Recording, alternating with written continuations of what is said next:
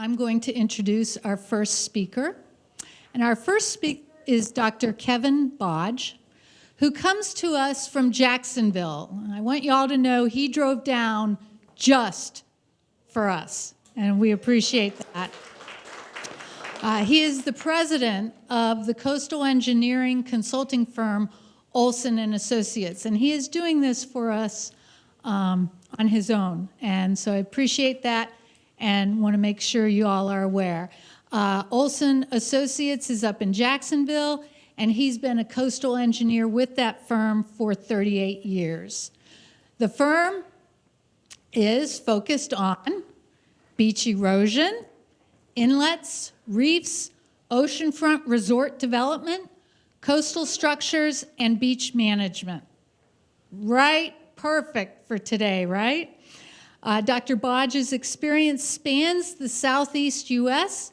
and the Caribbean, in addition to many projects in Central America, Hawaii, Dubai, the Maldives, Africa, Indian Ocean, and I'm not sure where else. Did we name every place in the world? Almost. He has published numerous papers on beach nourishment and coastal structure design, sediment transport, and is the author of the U.S. Army Coastal Engineering Manual chapter on inlet sediment management. Dr. Bodge received his coastal and ocean engineering degrees from Virginia Tech, the University of Delaware, and, oh, there'll be claps for this one, University of Florida.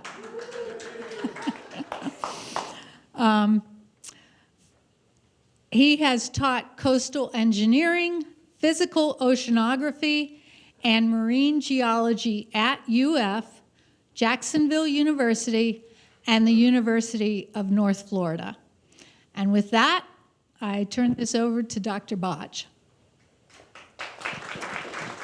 Thank you very much. Before I talk about getting into beach management issues, I think it's a good idea to first get an introduction about how beaches actually work. Beaches, as it turns out, are a very clever and self-actuating natural absorber of storm energy. And to start that off, we'll advance, if we can, by looking at a little beach terminology in terms of the main elements of a dry beach. And so we'll zoom in first and somewhere near me there in Northeast Florida and take a profile section across the beach. Now this is the part of the beach that you're most familiar with, the dry beach. And what's important to remember is every sand beach, really any beach, is a balance of just two forces. That is waves pushing up and gravity pulling down. Okay? If you don't have waves, gravity is going to win and that beach is going to slide down into the, down below, kind of like on a lake shoreline. Now, again, the main part of the beach that you're most familiar with is the onshore beach profile. And it consists of, starting from left to right, the upland, which is everything landward of the dunes, the dune, then the vegetation line, that's the seaward edge of the dune vegetation, the berm, which is the flat-ish part, maybe there with a tidal pool, the seaward edge of the berm, the slopey part is called the beach face, and then there's the mean or the high tide shoreline, and that's just above the mean high water line, which is the intersection of mean high water with the beach face. And then, of course, the low tide shoreline and the mean low water line below that. In our physical example, these features look like this in our cut through Northeast Florida. But that's only a really small part of the beach. The actual real working beach extends 2 or 3, even 4 times wider offshore than what you see and recreate upon.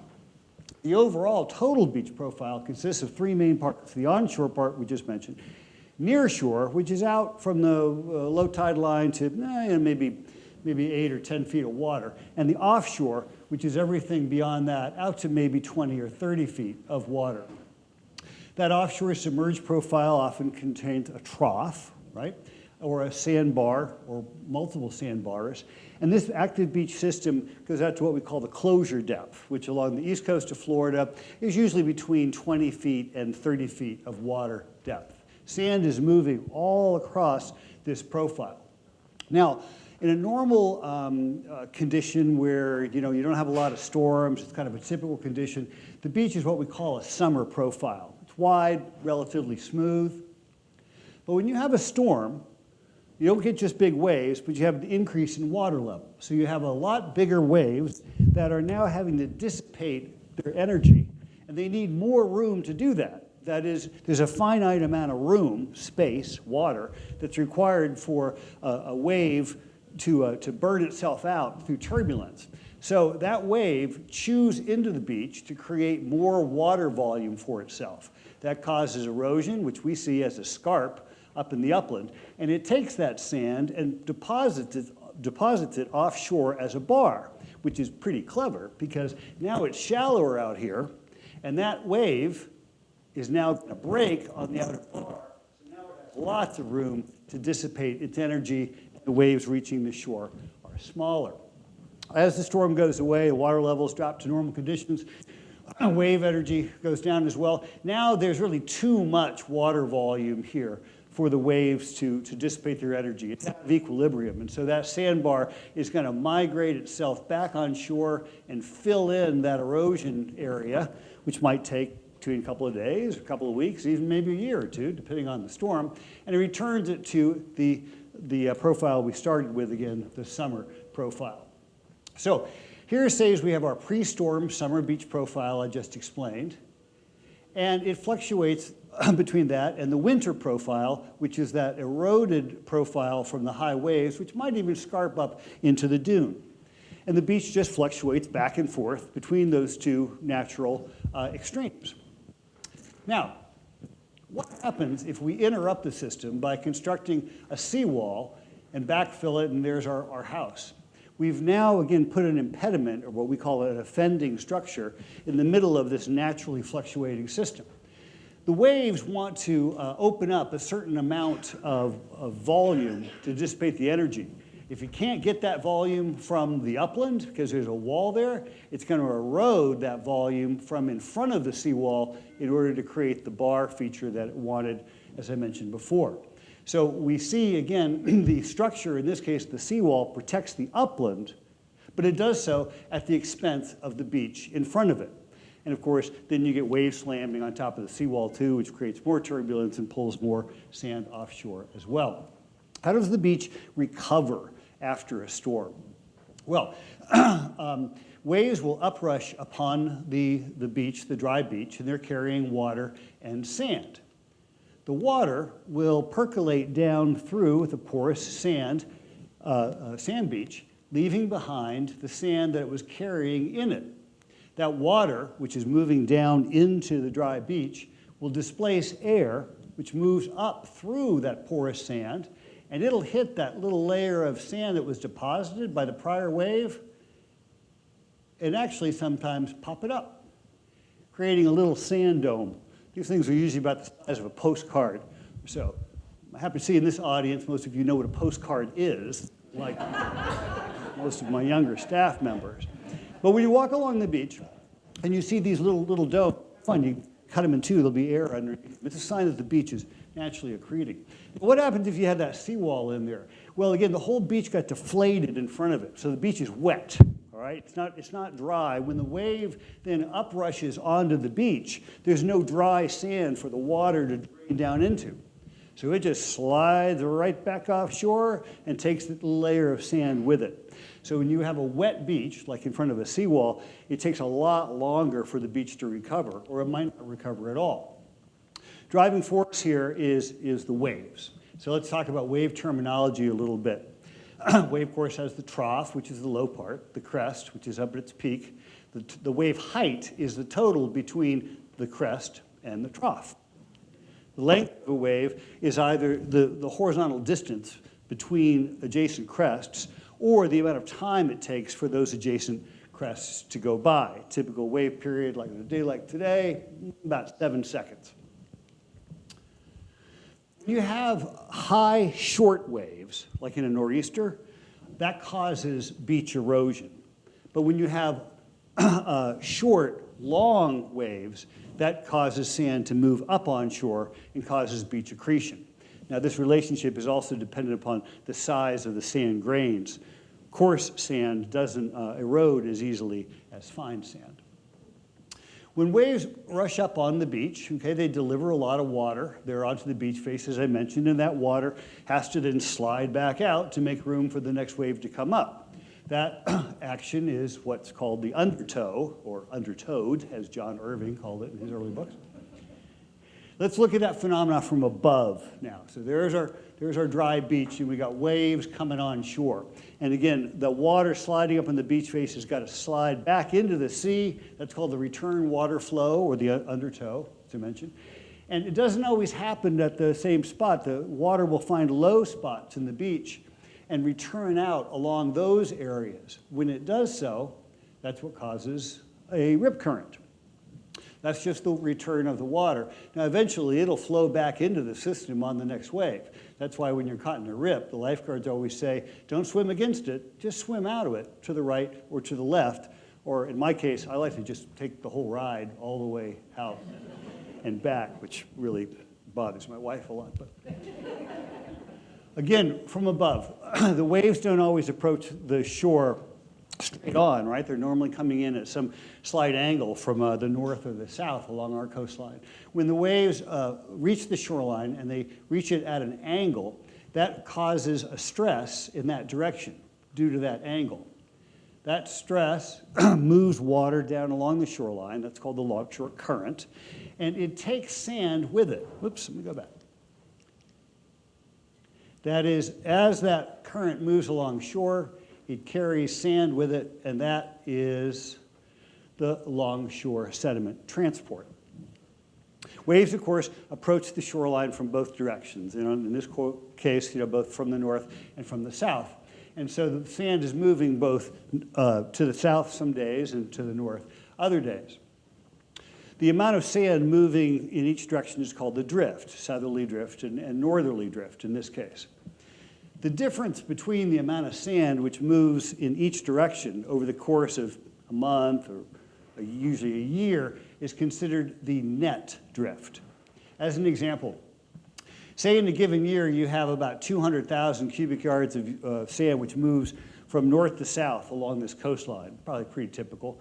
And say in the summertime, that reverses, you get maybe 50,000 cubic yards per year moving in the other direction. The difference between these is the net drift, which in this case is 150,000 cubic yards per year. But important to remember, what we look at as coastal engineers is the total amount of sand moving in the system, which in this case is 250,000 cubic yards per year. I always try to remind people, particularly our younger engineers, the idea of net anything, of net sediment, is a mathematical abstraction. Nature doesn't occur in the net. Nature occurs by things actually moving at one particular time. If you looked at the net of what you did in the day, you get up in the morning, you do stuff, you eat dinner, you watch TV, you go back to bed. In the net, you did nothing, okay? You ended up in the same place you started with. But in the gross, you did a lot that day. How did the barrier islands that we have along the east coast of Florida, including here in Volusia, form? Well, imagine a time, maybe 10,000 years ago during the last ice age, and we have a coastline here, which is high and dry, and there's sand being delivered out by a river, and that's going to deposit that sand out into the sea. And the longshore transport, that is waves reaching from both directions, is going to take that sand, which is being added to the system, and spread it out along the coastline, creating a barrier island. Now, at some point, there may be a low spot or a weak spot in that barrier island, and so the waves could cut through it during a storm, breach it, and create an inlet with shoals on each side from that breach. Let's look at that inlet for just a moment, such as that you have at Ponce Inlet before the jetties were constructed. Tidal inlet consists of the adjacent shorelines, a flood shoal, which is from the waves that are flooding on the high tide into the inlet, and the ebb shoal, which is the waves ebbing or flowing out on a low dropping tide. Sand is moved from across the ebb shoal by waves, deposited in the flood shoal, and then when the tide drops, when the tide drops, sand is then moved back out and deposited along the ebb shoal. And at the same time, you have sand which is moving along the whole barrier island system by that longshore transport. Some of it moves into the inlet, some of it moves around it. And remember, the waves travel in both directions, and some of the waves bend around that. So sand moves back into the inlet from the downdrift side as well. So in the net, sand moving from the north might look like this, and sand moving from the south might look like the arrows I just showed. And sand getting blown from inside the inlet can move out onto the bar and then rejoin its neighbors going to the south. So sand is moving through a very, very complex system. It can take that route, or maybe it can take that route. Tidal inlets are extremely complicated from a natural standpoint. And particularly when you interrupt them with jetties and navigation dredging, you're messing with a very, very complex system, and you're going to have very complex, usually adverse results. Here's an example of that, of a barrier island with a very well-defined bypassing bar around it. And you can imagine all the sand moving in crazy directions around it there at South Lake Worth Inlet. Okay, waves approaching the shoreline from offshore. Again, we're looking from above. Waves will come in, and as they reach shallower water, they actually bend. The waves tend to bend until they align themselves with the coastline, more or less, but it's never perfect. They still arrive at the shoreline at some discrete angle, which is, again, going to result in that longshore current and longshore transport. Another thing waves do is diffract. Now, here's our beach over here. Let's put a structure out here, like a breakwater or something like that, and let the waves come in, and they're going to not be able to move through the structure, but they will diffract around it, creating what we call a shadow zone in the lee of that structure. That bending of the waves around a particular feature is called wave diffraction. And in that case, we have a low energy area here, high energy here. Energy always moves from high into low spots, and therefore it'll carry sand and deposit it in the lee of that breakwater structure, eroding, accreting, eroding. All right. So that's a little introduction to how the fundamentals of how a sandy beach moves and how waves kind of drive that whole process. Let's now get into the specifics of our whole beach management program in the state of Florida. And with this overview, we have about 825 miles of sandy shorelines along the Florida coastline, including some of our inlets. This doesn't include a lot of the Big Bend shoreline. Of that 825 miles, a little over a third of it is actually listed as stable or accreting. So not all beaches in Florida erode. But as of last year, in 2023, the state had listed 53.5% of that shoreline length as being critically eroded. That designation, critical erosion, turned out to be actually quite important when you're developing a project, because when your shoreline is designated as critically eroded, it simplifies the permitting process and the funding process and things associated with it. Another 12% is listed as non-critical erosion, meaning it's eroding, but it's not creating any particular problems. In Volusia County, you got about 43 miles of ocean and inlet shoreline. Of that, the state has designated about two-thirds to be listed as critically eroded. You got about 2 miles of non-critical erosion, and not listed at all, meaning it's stable or accretional, about 30%. What causes beach erosion, at least along our area? Well, the natural causes are, of course, storms, goes without saying. Island migration, this is particularly a big deal like in Southwest Florida and the Gulf, where the barrier islands are moving around a lot, sometimes accreting, sometimes eroding. And sea level rise, which I'm going to talk about at the end of this presentation, particularly in the context of the last 15 to 25 years. Most of the erosion that we have to deal with is man-induced.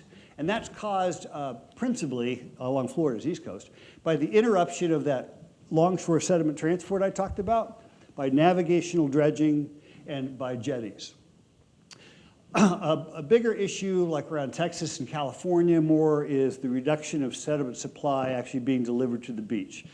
For example, all the dams along the Colorado River have greatly reduced the amount of sediment which is actually being delivered to the coastlines, along Texas and California for those kind of river systems. Beach excavation, which used to be a big deal back in the early 1900s for construction, not done here anymore in the U.S. anymore, not in the Caribbean really much anymore either. And also encroachment or imprudent development. That is basically building somewhere where you're building out into the active profile system. So first one, inlets and jetties. In the late 80s and early 90s, it was deduced that inlets and jetties cause over 80% of the beach erosion along Florida's east coast. And that's a lot. How does that work? Well, again, remember we got that longshore sediment transport moving both directions. By the way, if anyone ever tells you, hey, well, all sand moves from north to south along Florida. No, it doesn't. It moves in both directions, okay? So you can have an impact from both directions. Now, normally, if sand would just shift back and forth along this sand beach, and that's great. But say you got an inlet, which you're dredging sand out of that, and you also stabilize it with jetties on each side. Now, longshore transport coming in from the north is going to hit those jetties, going to flow into the channel, and likewise come in from the south when the waves reverse. Sand which is deposited out there or in this channel gets pushed out by the ebb currents, creating a big sand shoal out there. And if it's an unnatural system, that shoal is going to be a lot bigger. It's going to start collecting sand that shouldn't otherwise be there. It should be sand that's moving along the beach, right? The net result is, if the transport is dominant from the north, the sand will build up along the north jetty, erode along the south jetty. Shoals will grow out here. You'll still have shoaling inside the channel, which is impeding navigation.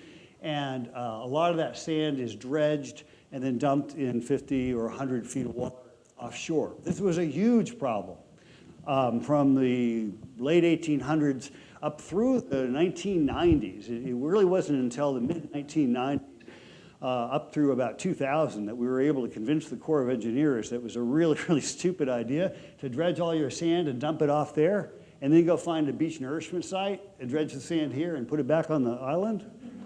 They got it. A physical example of this kind of classy is Canaveral Harbor, Florida, just south of you. Now, that Port Canaveral would actually cut through a regular continuous sand beach. This was the shoreline just south of the Cape in 1948. In 1952, inlet was cut into the island, Port Canaveral. And about 40 years after that, you can see already this big accumulation of sand up on the north side and a big erosion on the south side.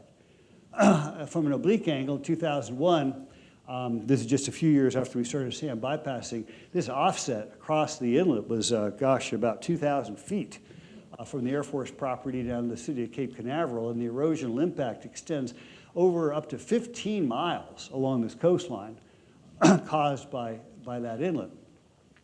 Another example here at Port Everglades, Florida, down in Broward County, and you see, again, here net transport quite strong from the north to the south, big accretion of sand on the north side of the inlet, big erosion here on what used to be called John U. Lloyd Park.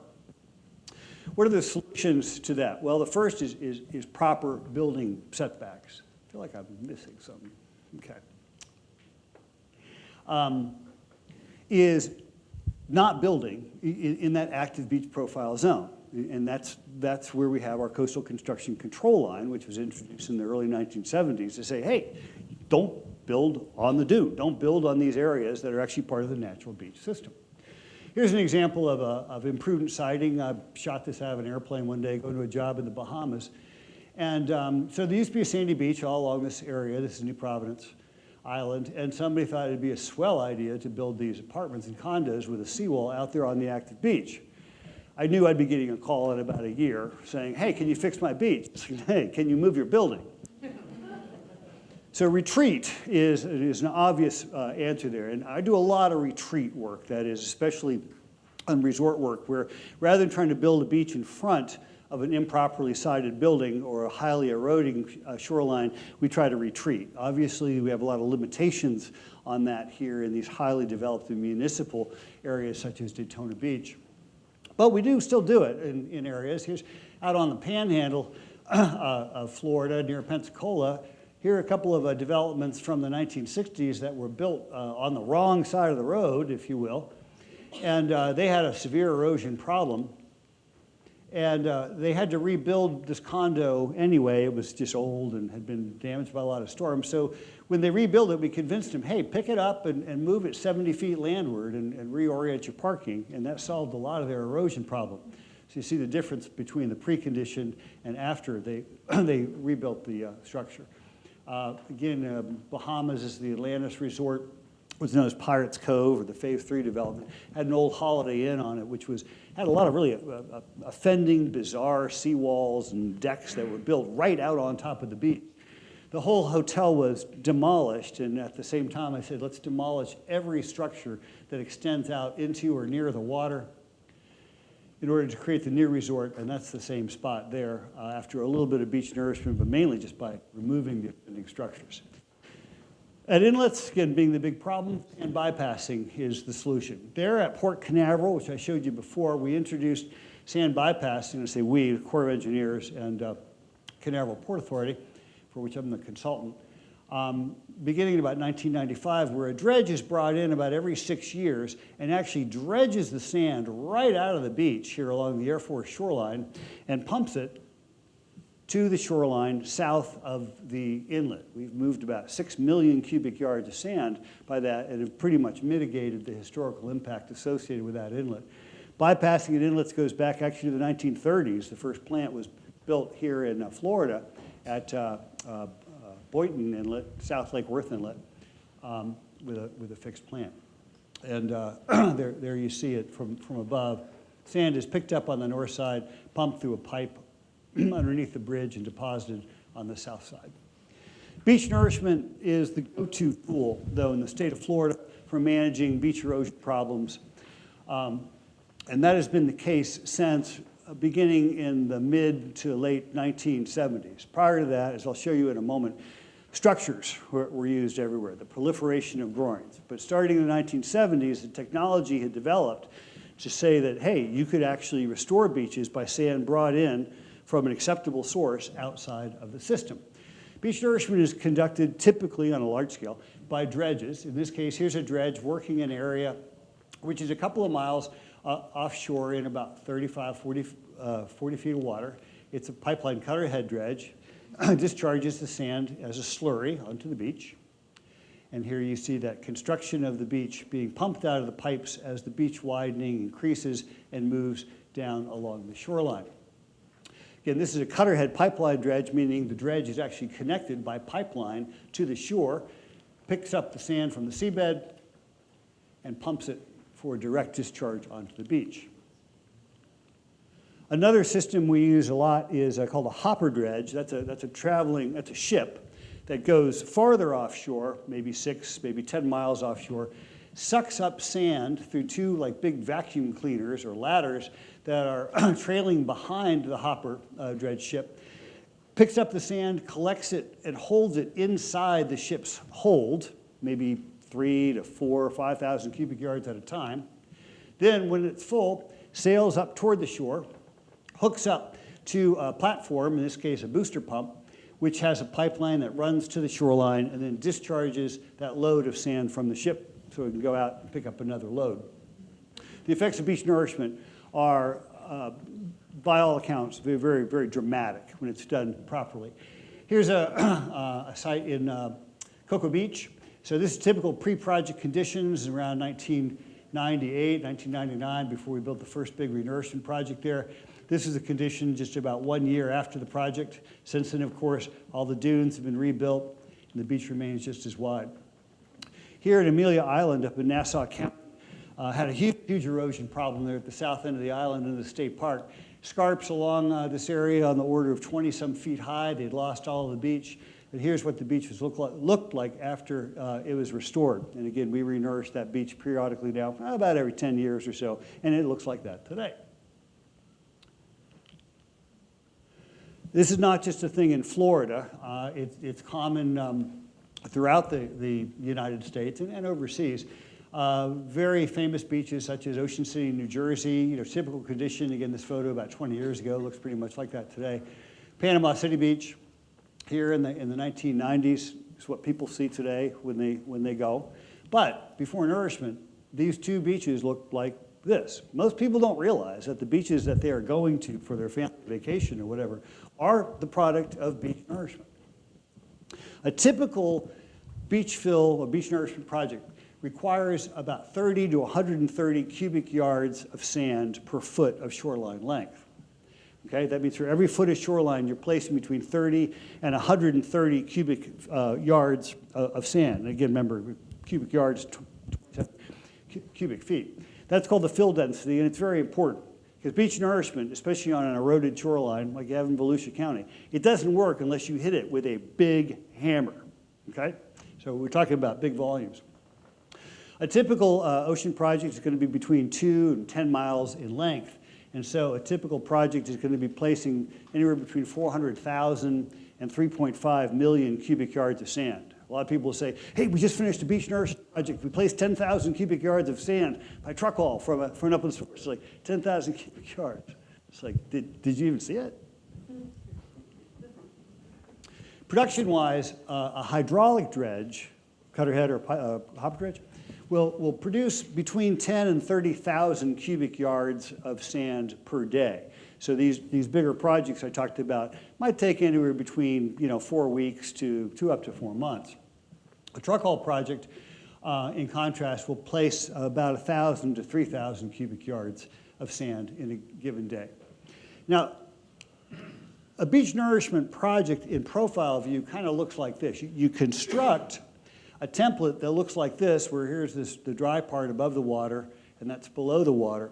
That's not a natural shape, but it's a lot more efficient and economical to build this simplified shape along the shoreline and then let nature and waves do the rest of the work. That is, taking that sand and smoothing it out to a regular profile. So we place a large width, knowing that we will get a smaller design width behind it after the project equilibrates. So here's a pretty standard engineering graphic for construction plans.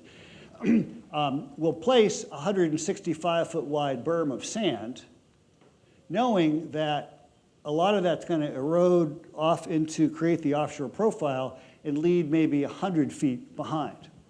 Sometimes when you build a beach nourishment project, and a lot of the ones I design now actually have really gentle slopes, and so they don't equilibrate that much. But if you have a highly eroded shoreline, you're going to see a lot of equilibration.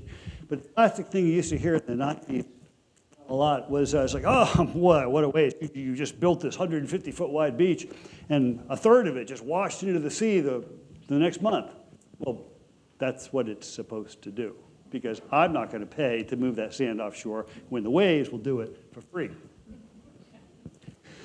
One of the hardest things about beach nourishment projects on a big scale is actually finding sand. Contrary to popular thought or public thought, the seabed out there past the waterline, it's not all sand. It's sand for maybe out to 15, 20, 30 feet of water, unless you're going to hit hard bottom or reef like in Broward County.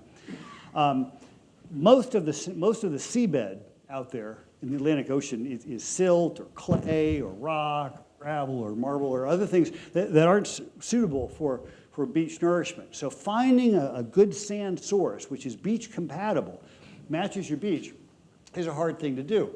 We look for sand by doing surface grabs, or our real workhorse is called a vibracore rig, which is lowered down to the seabed, and you extract a core, which is maybe 3 inches in diameter, probably maybe 20 feet in length. Then you split those cores open and find out what's in it, take samples.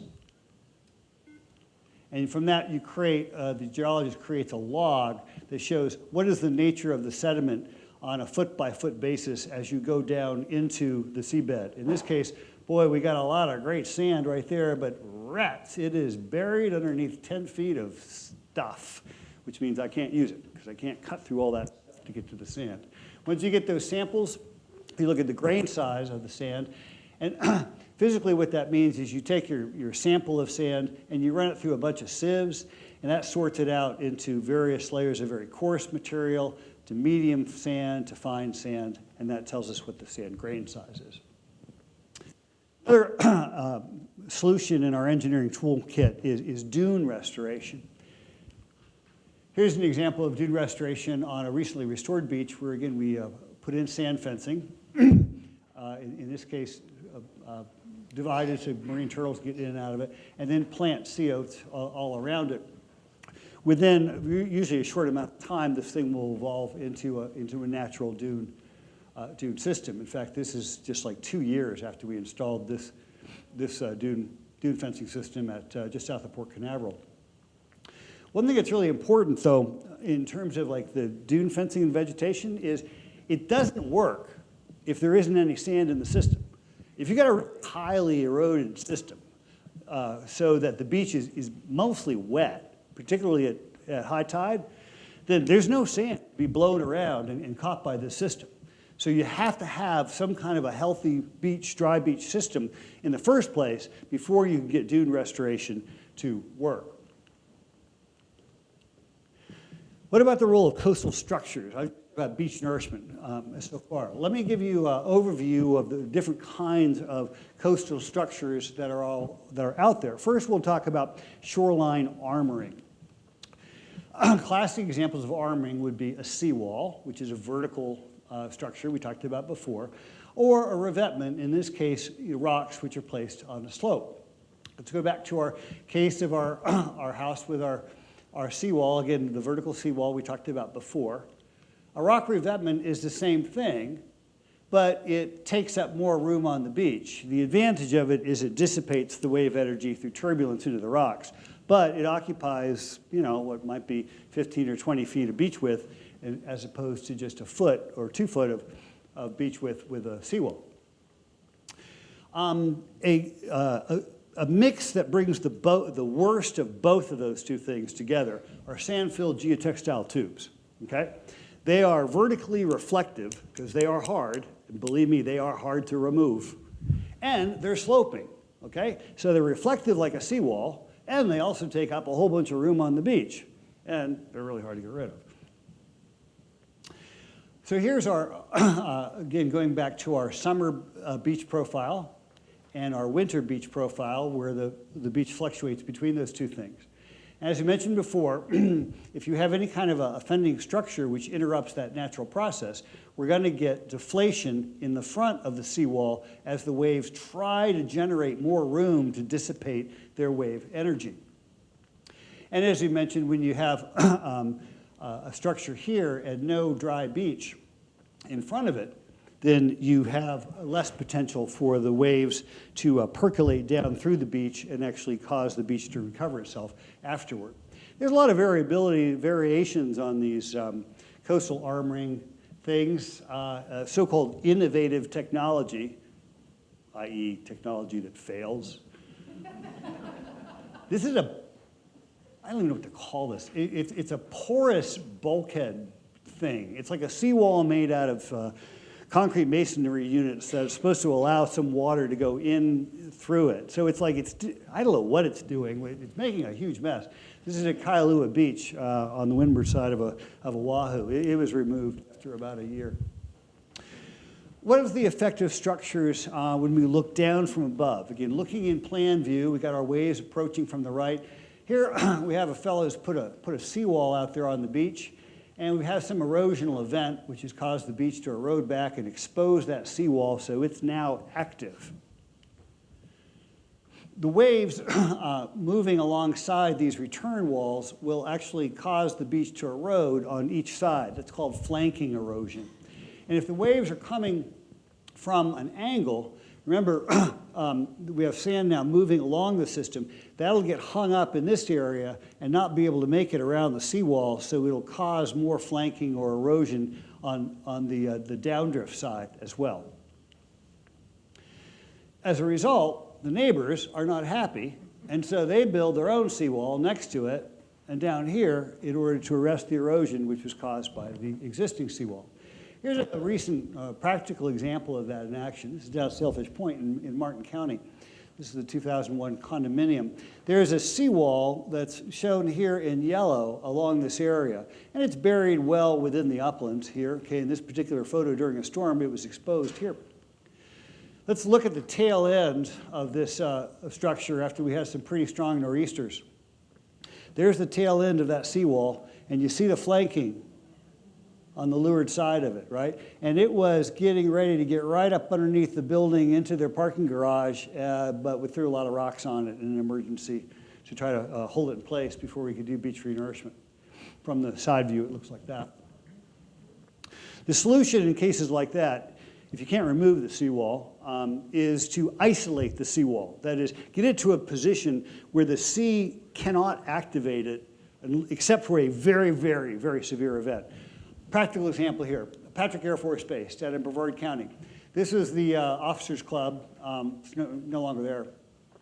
But a big parking area, and then there's a seawall that runs along here for about 1,500 feet. Well, the Air Force really couldn't remove that seawall, so instead we isolated it from the sea through a beach nourishment project that we began in the year 2000 and have maintained ever since, including dune restoration here too. Still looks like this today. The seawall is really never activated, but if we have a really, really bad event or if the beach is a little weak between renourishment events, the seawall is there to go into action if and when needed. Luckily, that hasn't happened yet. Now, what about structures that we use that work in the along-shore direction? These would be like groins, breakwaters. First, a little vernacular. A jetty is a structure which exists along an inlet. It jets water in and out of the inlet in an effort to keep the navigation channel clear. A spur is something that goes off to the side of a jetty. Groins are short shore perpendicular structures, okay, which are built along the coastline intended just to capture and erode sand. A groin field is a collection of more than half a dozen groins, such as here shown in North Carolina. All right, let's look at groins first. Again, let's let those waves from above come in from the right. And we have our beach, and we have this groin that's been constructed here. We know in this case, with waves coming from the northeast, the longshore sediment transport is from north to south. The groin's going to interrupt that. It's going to accrete sand on the updrift side, and for every grain of sand which is caught here, it has to erode an equivalent amount on the downdrift side. So Ralph, who built this groin, is quite happy. Sam, not so much. Sam's response, I'll build a groin. Now, it starts to accrete as well. However, that's going to cause an equivalent amount of erosion on the downdrift side from there. Rachel, now not so happy, and you can guess what her reaction is going to be, build another groin. And that is what results in the proliferation of groins along a non-nourished shoreline. This is Miami Beach. In 1967, okay, before the beach renourishment project was begun, no beach, but a lot of groins. Groins, structures, do not manufacture sand. They only catch sand which is in the system. And if there's no sand in the system, they don't do anything except make a mess. All of southeast Florida had structures like this. The West Coast did too. Longboat Key is a great example of that. In this particular stretch of Pompano Beach, for example, from a 1960s, early 1980s photograph, I counted 18 structures along just 4,500 foot of shoreline. That's one groin every 250 feet. A lot of people call that the New Jerseyization of the shoreline because they were so popular in New Jersey for a long time. Groins come in many, many different construction styles. Rock boulders, sand-filled geotubes, like the one I showed you in North Carolina, made out of timber, made out of steel. The effects of all of them, though, are the same. It doesn't matter what they're built from. The physical processes are going to be the same, as I showed you with Sam, Ralph, and Rachel. One variation is the so-called permeable groin, which catches some sand, but also allows some sand to move through it. They have a similar effect on the beach, accretion on one side and erosion on the other, but it's dampened somewhat. It's lessened somewhat. Examples of permeable groins, which were tried a lot in the 1950s and 60s, dog bone groins, timber piles and dog bone groins, king pile groins, which are supposed to be adjustable by being able to add, raise, or lower the height of the groin. This sand here, okay, you're never going to move that, and you're not going to be able to put another structure in there either. One of the most amazing, egregious, and weird things I've ever seen in my 38 years of practice is net groins. These were permeable groins, which are basically like heavy-duty snow fence, which was installed in these PVC poles, and they were supposed to trap some sand and allow the water to run through it. This example was an Air Force up on the Panhandle. Well, need I say anymore? They were removed. A complicated permeable groin is this sort of Lego block thing of concrete blocks here. It's actually hollow underneath that deck. It's called a make-piece groin. Got a couple of these down in Longboat Key area, and you see one of them here. And again, yeah, kind of a weak effect on the shoreline, holds some sand, but also causes a little bit of erosion on the adjacent sides as well. Example of a new one built about 15 years ago. And again, you see that it holds sand in that area, but causes a little bit of erosion on the other side. A T-head groin, the British call these fishtail groins, are built in pairs, and they have a head on the end of them, thus they're called T-heads. And they hold sand between those heads in an embayment. And these are very, very effective at locking up sand. That is, we use them all the time in certain areas where we need to know exactly where the shoreline needs to be, and it'll hold that shoreline very, very closely for an almost indefinite period of time. Here's an example of their use up in Georgia, T-head groins. Very erosive area here. Construction of one here and projects somewhere in the Caribbean. Here in the Maldives, again, this is the shoreline unraveling here on this island, and so we had to stabilize it at that end with a couple of T-head groins. They work in that the shoreline location is a function or a fraction of the distance or gap spacing between the two heads. And there's complicated mathematics that explain how to predict where the shoreline is going to be between two of these T-head structures, and I will not bore you with that math, though I find it fascinating. Another example of leaky structures or terminal structures, such as these here at Amelia Island, actually the same structure, two different views. Here's a jetty at the end of the island to try to hold the sand on the end of the island. This is that area I showed you with those 25-foot-high scarps before, and the state park. Well, all the sand we would place there would otherwise just spill right off the island and erode into this maritime forest. So we're holding it here in place, but the jetty here is leaky because we don't want to hold all the sand. We want some of the sand to flow through it so it'll move into the back shore and also nourish the abundant bird habitat islands which are in Nassau Sound to the south. There's actually the sand of the groin. It catches some sand, other sand moves through it. There you see another view. The permeability is simply that the sand and water can move through those rocks. Breakwaters are shore parallel structures. Here's an example, again, at Amelia Island, like I showed you just a moment ago. Old one up here from Pinellas County.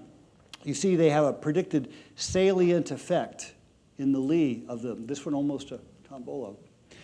Going back to our picture before, again, we have a breakwater that we put offshore. Here is our beach, and waves coming in from right to left.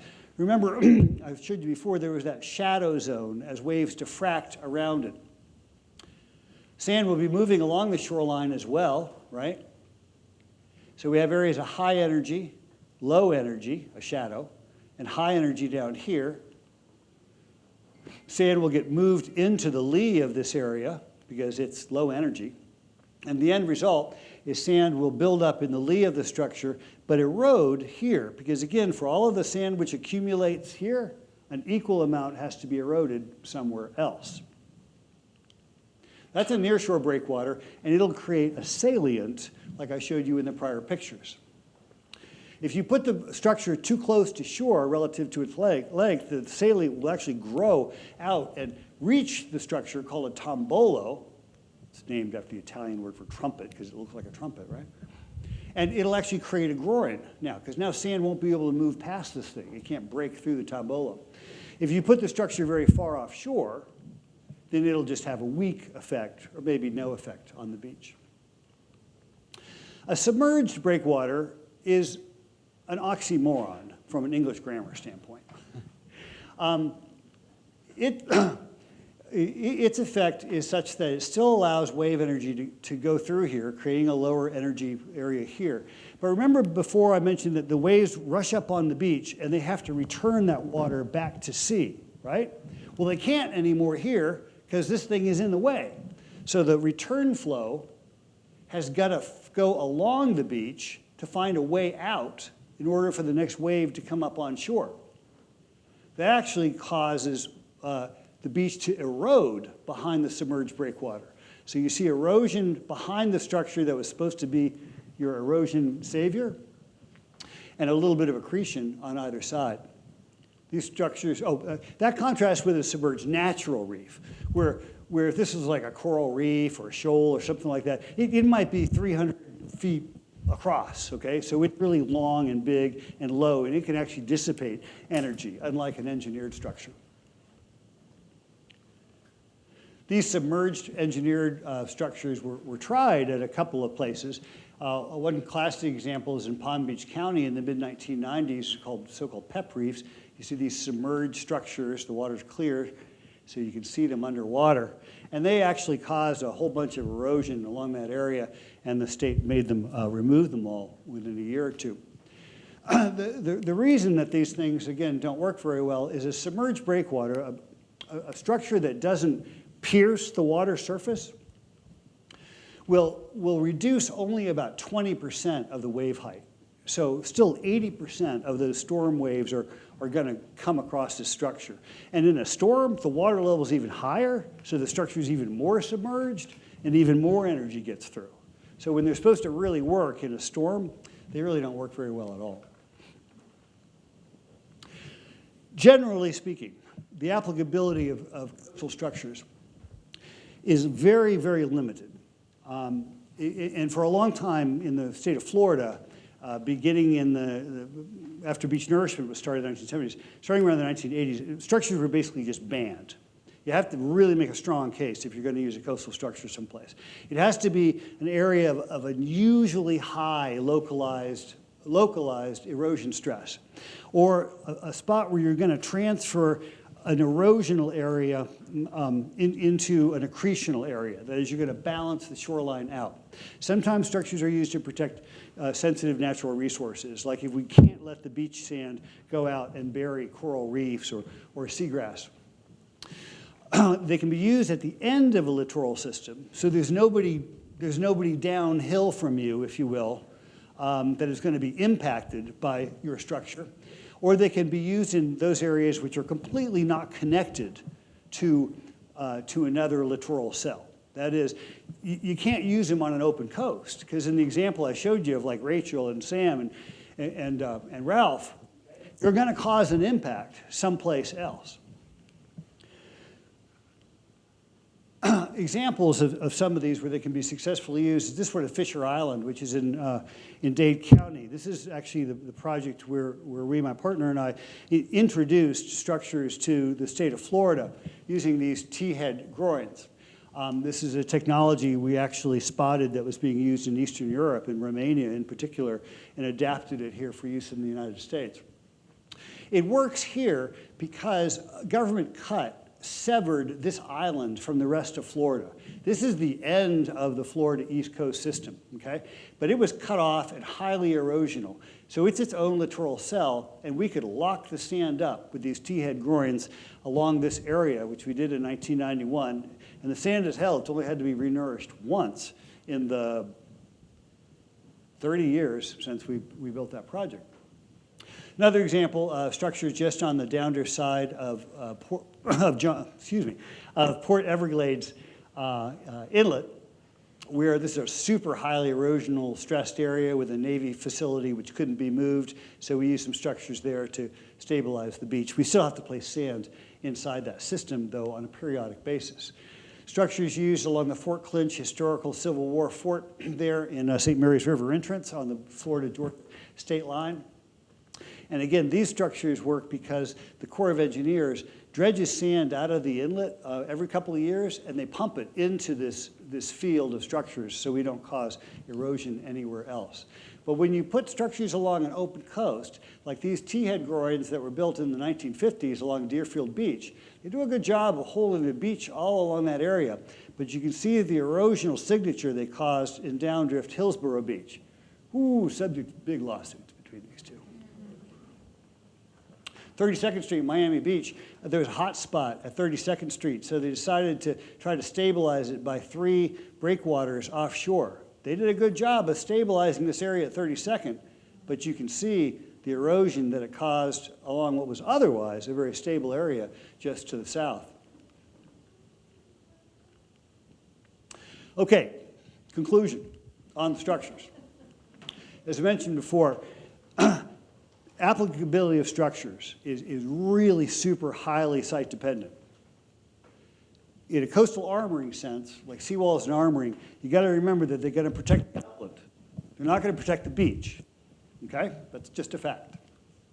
Unless those structures are isolated from the system, they're buried by sand and by dunes so that basically the waves are never going to touch them. Or when they do touch them, it won't be for very long, and it'll be a very unusual or infrequent event. Alongshore structures, as I mentioned, are typically most effective in a closed system or at the end of a littoral cell. And that is not the case along Volusia County, except for a very, very small area around Ponce Inlet. Very, very difficult to implement, again, without causing erosion someplace else. Every grain of sand which is trapped by a structure means erosion someplace else. In any case, structures have to be advanced nourished with sand. In almost all cases, you can't just put a structure out there and let nature do its thing because it's going to cause erosion. They manage the sand. They do not create sand. Let me talk about, to kind of wrap this up, a specific example then of beach nourishment and the logistics and performance of it. And for that, I've selected something that's very close to my heart, the Duval County Shore Protection Project, which is along the Jacksonville beaches. I live there, just a few blocks away, and I've also been the coastal engineering consultant for this project for the city of Jacksonville for the last 20 years. The Duval County project is the third oldest large renourishment project in Florida, following Miami and Fort Pierce. It was initially authorized in 1965 at the usual lightning speed of the federal government. It was constructed in 1978, 13 years later, which I'll show you in a moment is actually pretty typical. Let's say it's a long project. It's 10 miles of shoreline, and that incorporates 3 of the Jacksonville Beach's cities, Jacksonville Beach, Neptune Beach, and Atlantic Beach, Hanna Park, which is a big city park, beach park, and then a mile of Mayport Naval Station. All of the sand from the project comes from an offshore bar area that's located about 7 miles offshore in about 55 feet of water. And the project, initially constructed in 1978, typically renourished about every 5 to 6 years. This was the state of the shoreline immediately prior to the initial construction of the Beach Nourishment Project. This is very close to where I live in Atlantic Beach. The shoreline had no beach at high tide, any place along the whole 8-9 mile stretch. It was only a seawall that had been constructed in the 1930s, and then rocks and boulders had been placed atop of that. The locals and the masters and all still just call it the rocks and the rats. When you wanted to surf, you had to climb over the rocks, mind the rats, and they were there, launch your board off of the rocks, and the Jacksonville beaches were. Now, it used to be, as you probably know, a very wide beach. They used to race cars on it just like here. Charles Lindbergh landed his plane there famously in 1928. And, but because the development in the early 1900s had been built right out on the dune and then armored with a seawall, okay, they started to induce this long-term erosional effect. Plus, The entire area is cut off by the natural littoral flow by the St. Johns River entrance, which goes, that's Jacksonville Harbor entrance, right? The natural depth of that inlet back in the 1800s was 12 feet, 12 to 15 feet, okay? Which you barely get past it. It's been dredged today to over 55 feet, and it has 2-mile-long jetties on each side. And there's no sand bypassing program there. So it totally changes all of the natural flow of sand along there. Because of the seawalls and the improved development and being cut off from the natural longshore transport processes, that very rich and wide shoreline eventually just started to deflate a little bit every year. Every storm would take another nick out of it until it got weaker and weaker. And Hurricane Dora, for example, in 1964, overwhelmed it. The system was so weak it could never recover from Hurricane Dora. This is the same spot in 2010.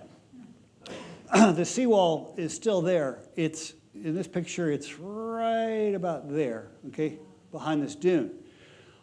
This is, 12, 14 years ago, but the area still looks like that today. I live like really close to this. The only difference is the dune is actually higher and wider nowadays.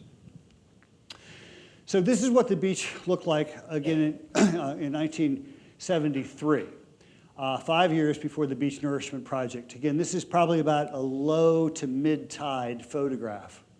Again, used to be rows and rows and rows of cars that were parked out here. After the Nourishment Project, the same area looks like this. This is from 2011. And again, today, 13, 14 years later, it looks like that still. Let's look at the progression of the project in profile view for a moment. Okay, so for orientation, again, this is a beach profile. Here is the seawall and the rocks there at the base of it. I didn't draw any of the rats. And the seabed in 1974, the beach profile at this location is shown here, and the high tide shoreline, or the high water line, is shown here. So there's no beach at high tide, right? Just a seawall and rocks. This is 4 years prior to the initial construction of the Beach Nourishment Project. By 12 years after the initial construction of the project, it had by then been renourished at least once, the shoreline at this location is shown by the blue profile. So a beach width of at least 150 feet had been built, and the back shore had been restored, seawall completely buried with sand. 5 years later, again, we see still continuing to advance the shoreline through our renourishments. By 2012, pretty typical condition. We see the beach here in this red line. The project's authorized design, that is what Congress told the Corps of Engineers to do, is we want you to create a beach that's 60 foot wide off of the seawall and slopes down into the sea at a 1:50 slope seaward thereof. Do whatever it takes to maintain that, okay? If you breach that line, you need to renourish the project. So this was a condition in 2012. In the late 1990s, the city of Jacksonville installed sand fencing and sea oats, and they actually created the dune that you see here. And as of today, 2 months ago, the beach profile at the same location is shown in purple. And that's despite having been impacted by Hurricanes Matthew and Irma and Ian and Nicole. Matthew and Irma, as I mentioned, took some renourishment projects, but we're still pretty much holding that line. Got a lot of dune scarping erosion up here, which scarped up into our dune vegetation. But overall, the project and the profile is there, and starting this Saturday, I'm very to announce the next beach renourishment along Duval will begin to repair damages from Ian and Nicole. I keep looking out the window because the dredge is literally sailing here as we speak, somewhere between Texas and Jacksonville. What's all this cost? Well, a typical project cost for renourishment in Duval is, and you don't always nourish the whole 10 miles. You nourish it where it's needed, and depending on the amount of funding you have. You're usually nourishing maybe 6 to 8 miles at a time. But a typical renourishment project in today's dollars Going to cost total about $26 million in construction costs, and that includes a couple $1 million for the Corps to do supervision and administration and surveys. The cost share for the Duval project is 61.6% federal. That would equate to $16 million. The state of Florida kicks in 18%, about $4.5 million, and the city of Jacksonville's net share as a local sponsor is 20.4% at $5.3 million. This apportionment between the state of Florida and the city of Jacksonville is a function of public beach parking. And city of Jacksonville, actually, we have very good parking, missing about a half mile south end of the beach. So we don't qualify for full 50% funding. We get 47% funding from the state of Florida.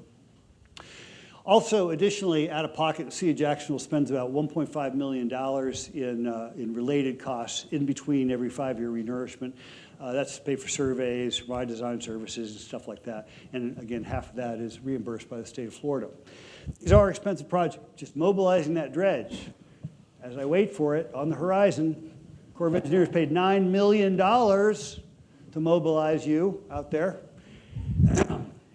The typical mobilization cost, though, is on the order of $4 to $7 million for a dredge event. So just getting the dredge here is an expensive process. Now, that's a regular renourishment project, standard, like no storm impacts or whatever, and pretty typical for most federal projects in the state of Florida. However, qualified storm repair projects on a federal job qualify for much higher amounts of renourishment. For example, that project I just mentioned, which is going to kick off this weekend in Jacksonville, take about 4 or 5 months to construct. Biggest one they've built in a long time, 1.3 million cubic yards of sand.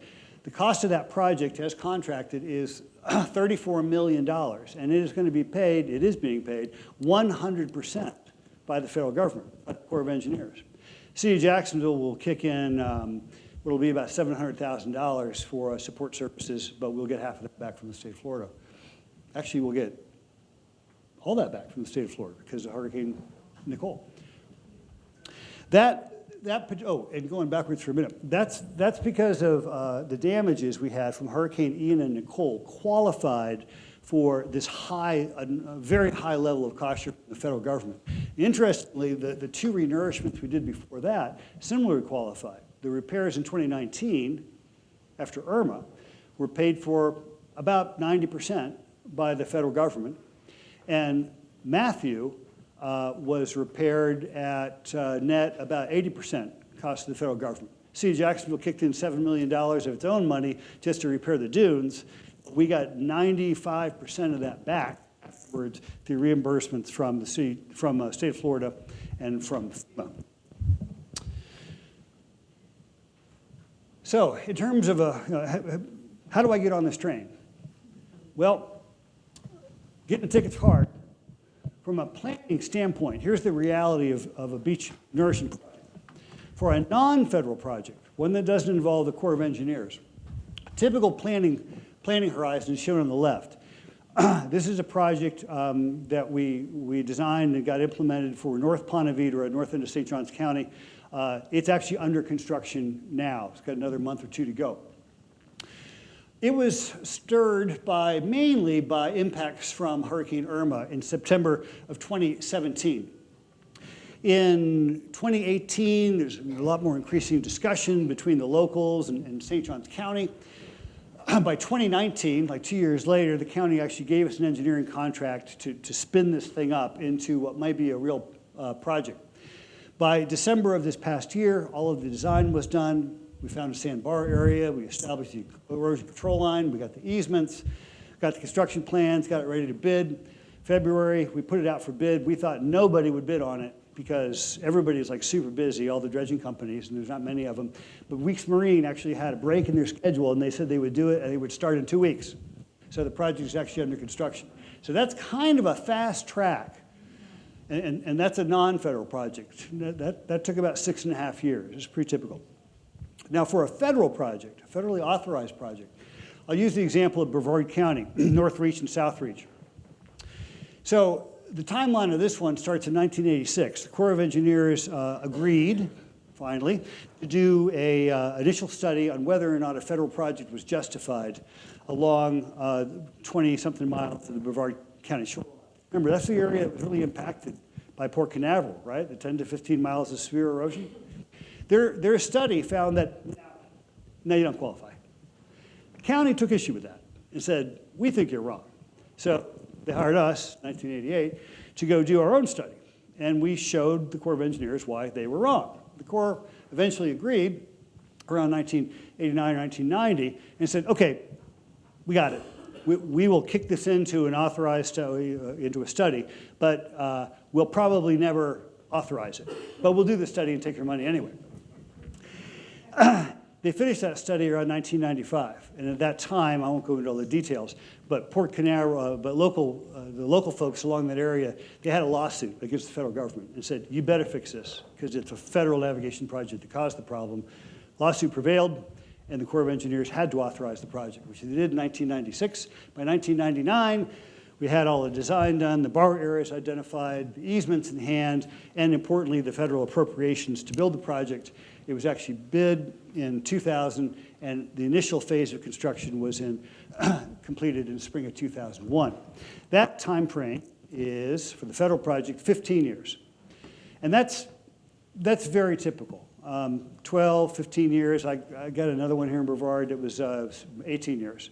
I think the fastest I've ever seen the Fed move on one of these is about 8, 9 years. And that's after a lot of uphill pushing. The outcome you get from these studies are a little bit different, though, too. In a non-federal project like the Ponte Vedra one, it is totally design and objectives driven. It's like, what do we need to do from an engineering standpoint in order to give you the best protection value for your money? And how much money do you think you can afford to spend on this? We can justify the project through any economic means that the local sponsor wants. Is it about upland business?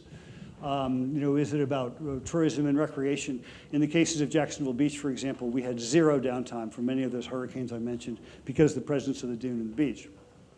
And we can land it out with a realistic sand volume and a realistic renourishment interval. On a federal policy, almost done. On a federal policy standpoint, though, the authorization, the design is policy driven. It's run by Washington.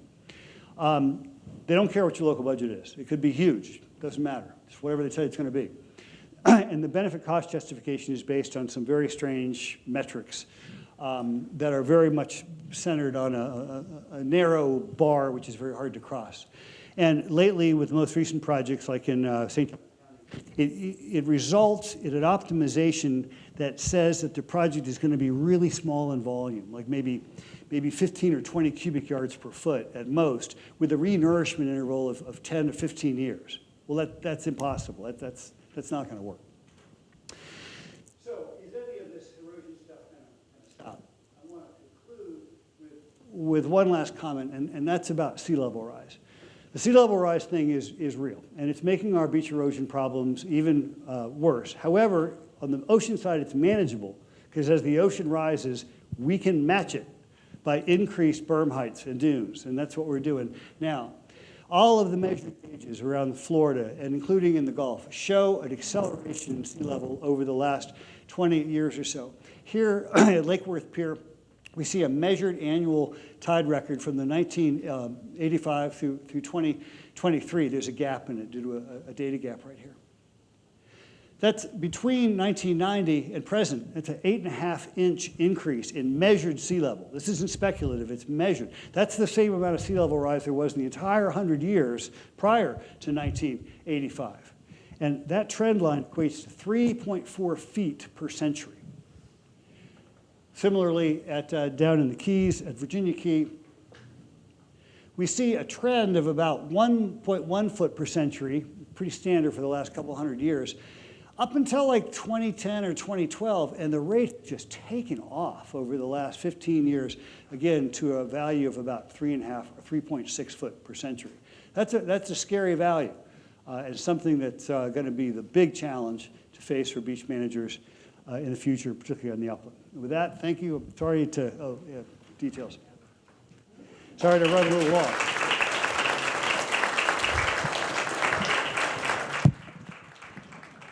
My name is Suzanne Konchan, as Sarah Lee mentioned, and I am the Deputy County Manager. I feel like I'm sandwiched between two experts, and I am going to keep my comments relatively short, but maybe try to bring some of the politics and, well, more policy issues into perspective. Because our beaches are so important to us in Volusia County, I have become involved, along with Jessica and a number of our other teammates, on trying to address beach issues, which really became pronounced after the double hit of hurricanes in 2022. I am going to give an overview a little bit about our beaches. You've heard some of it already, and then tee it up for Jessica, who's going to walk you through what we're doing, what we did in the past, and what we're looking to do in the future, why we covet the Army Corps projects that Kevin talked about, because they bring a lot of federal dollars, but we don't have a federal project here in Volusia County. As you heard, we manage 37 miles of beaches as the county. We have 47 miles of coastline. That's because the north and the south ends are state and federal beaches, but we have a ton of beach access. We've actually redubbed our beach the world's most accessible beach, and in part you'll hear, because that is really important to the federal government if we are going to get the Army Corps involved. Public access is a key criteria that they'll look at. And of course, we know we have some pretty distinct communities in our coastal reach, 7 of them. Some are cities like Ormond, Daytona Beach, Ponce Inlet, and New Smyrna Beach. The others are part of unincorporated Volusia County. We recognize that our beach isn't the same from the north to the south. Jessica will go over some of the highlights of the differences. You probably know a lot of them, but when it comes to looking at solutions, we think there'll probably need to be unique approaches along different reaches of that 37 miles. These are some statistics from a Dr. James Houston he provided just this year about the impact of beaches in Florida on our economy in the state. And you can see just the far left bars on both of these charts. Attendance, how many people visit our beaches? Over 1 billion in the state. We know we have at least 10.5 million visitors in Volusia County, and then all of us who are locals who visit the beach on top of that. And it brings in, billions, over $80 billion of impact in the economy, really eclipsing manufacturing almost twice as much as residential construction, and certainly a lot more than agriculture these days. What about in Volusia County? What are some of our numbers? You heard me talk about the number of visitors, over 10.6 million. One thing that I do want to just put on everyone's mind is a part of our economy are the folks who work in the tourist and hospitality fields. About 16% of our workforce, almost $1 billion in annual payroll, and really these are a lot of our blue-collar workers. The loss of our beaches, if it translates into loss of tourism, will really be devastating to them and their families who rely upon those jobs. I put this slide together so we could just tell a tale of 2 stories here. New Smyrna Beach near the jetty on a summer afternoon when we had a pretty good low tide, we're able to accommodate a lot of people, a lot of vehicles, a lot of diverse crowd. The lower shot is a fairly recent picture. This happens to be by the Wilbur area. It does not accommodate beach driving, but you can see that the high tide is almost to the toe of those seawalls, and I think depending on the moon cycle, we can see that high tide getting close to our seawalls every month, and we'll see if it changes much over the summer, but it's almost like we have that cruise ship effect during the high tides, where most of the beach is difficult to walk on, much less drive on in our driving areas. And then, of course, there was the fall of 2022, where we had Ian and Nicole come through, and we've all seen these pictures. We took some of them. There's the Dunlawton approach. That building kind of cut in two. It has now had to have been demolished. Bottom left, Wilbur by the Sea. You know, I think one of the reasons we're here is, and you'll hear in Jessica's talk, we've had a lot of strong hurricanes really sideswipe us since the 1990s. I think after 1999, we had damage that was significant enough that the Army Corps of Engineers did authorize a beach study for us. But it took years later, not till 2006, before they were ready to step up and fund that study. Unfortunately, Volusia County being a fiscally constrained community, we were not able to come up with our local share, or chose not to fund our local share, and we turned that offer of a federal study away, which I shed some tears over now, especially after I had to meet and talk with so many of the property owners who lost their homes or had their buildings threatened by those storms. Had a little PTSD when Kevin was showing some of his slides. I think we're here because of really the combination of higher sea levels, more frequent storms, erosion, and really what happened to us in 2022. We're going to talk about that.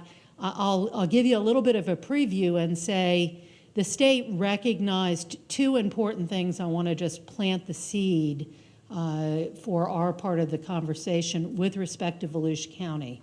The governor signed an emergency order that allowed oceanfront properties really along our entire coast to either repair seawalls and coastal armoring or build them if they were not protected.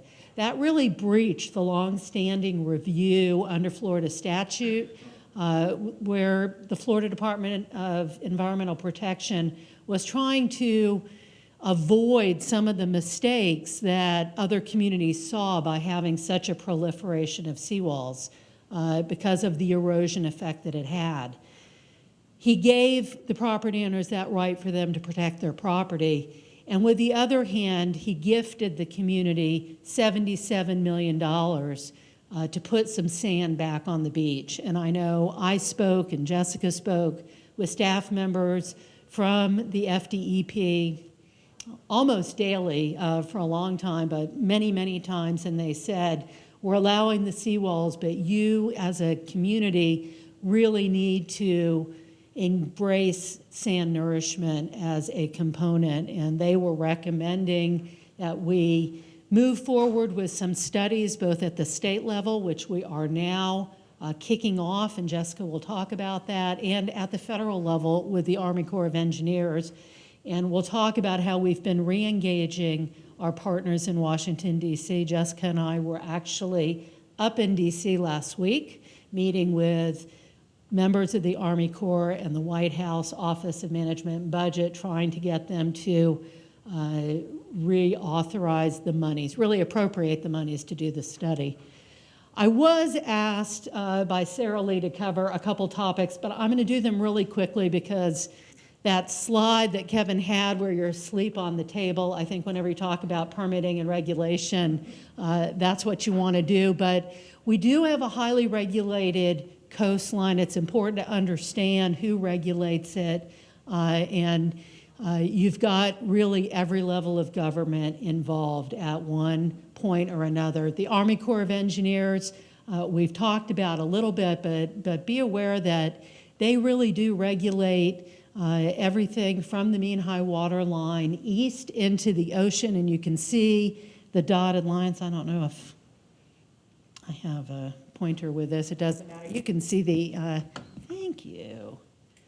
The MHW line is the mean high water line. They're really responsible for permitting anything east of that. The Florida Department of Environmental Protection, I spoke about, they have Florida statutes and rules that talk about their review of everything from the coastal construction control line to the east to the mean high water line. This is one section in New Smyrna Beach where you can see that red line reflects the jurisdiction of the state. So they'll review any development that is east of there, whether it's buildings, swimming pools, seawalls.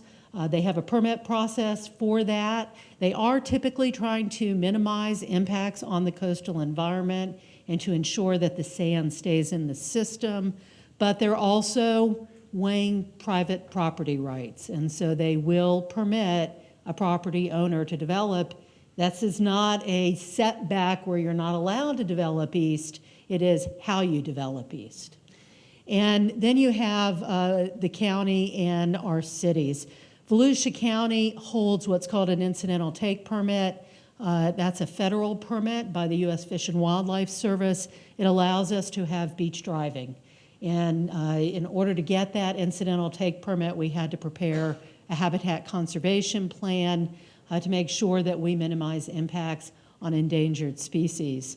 We also have beaches and dune ordinance that the county council adopted. That's what we use to make sure that what happens on the beach by any development of a property owner complies with that habitat conservation plan.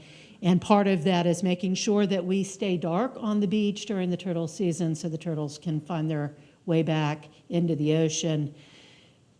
Setbacks, building codes, local land development regulations, rights to construct, fall to our municipalities where they're incorporated, so Daytona Beach, Ormond Beach, Ponce, and New Smyrna, or to Volusia County for the unincorporated areas like the North Penn and Wilbur by the Sea.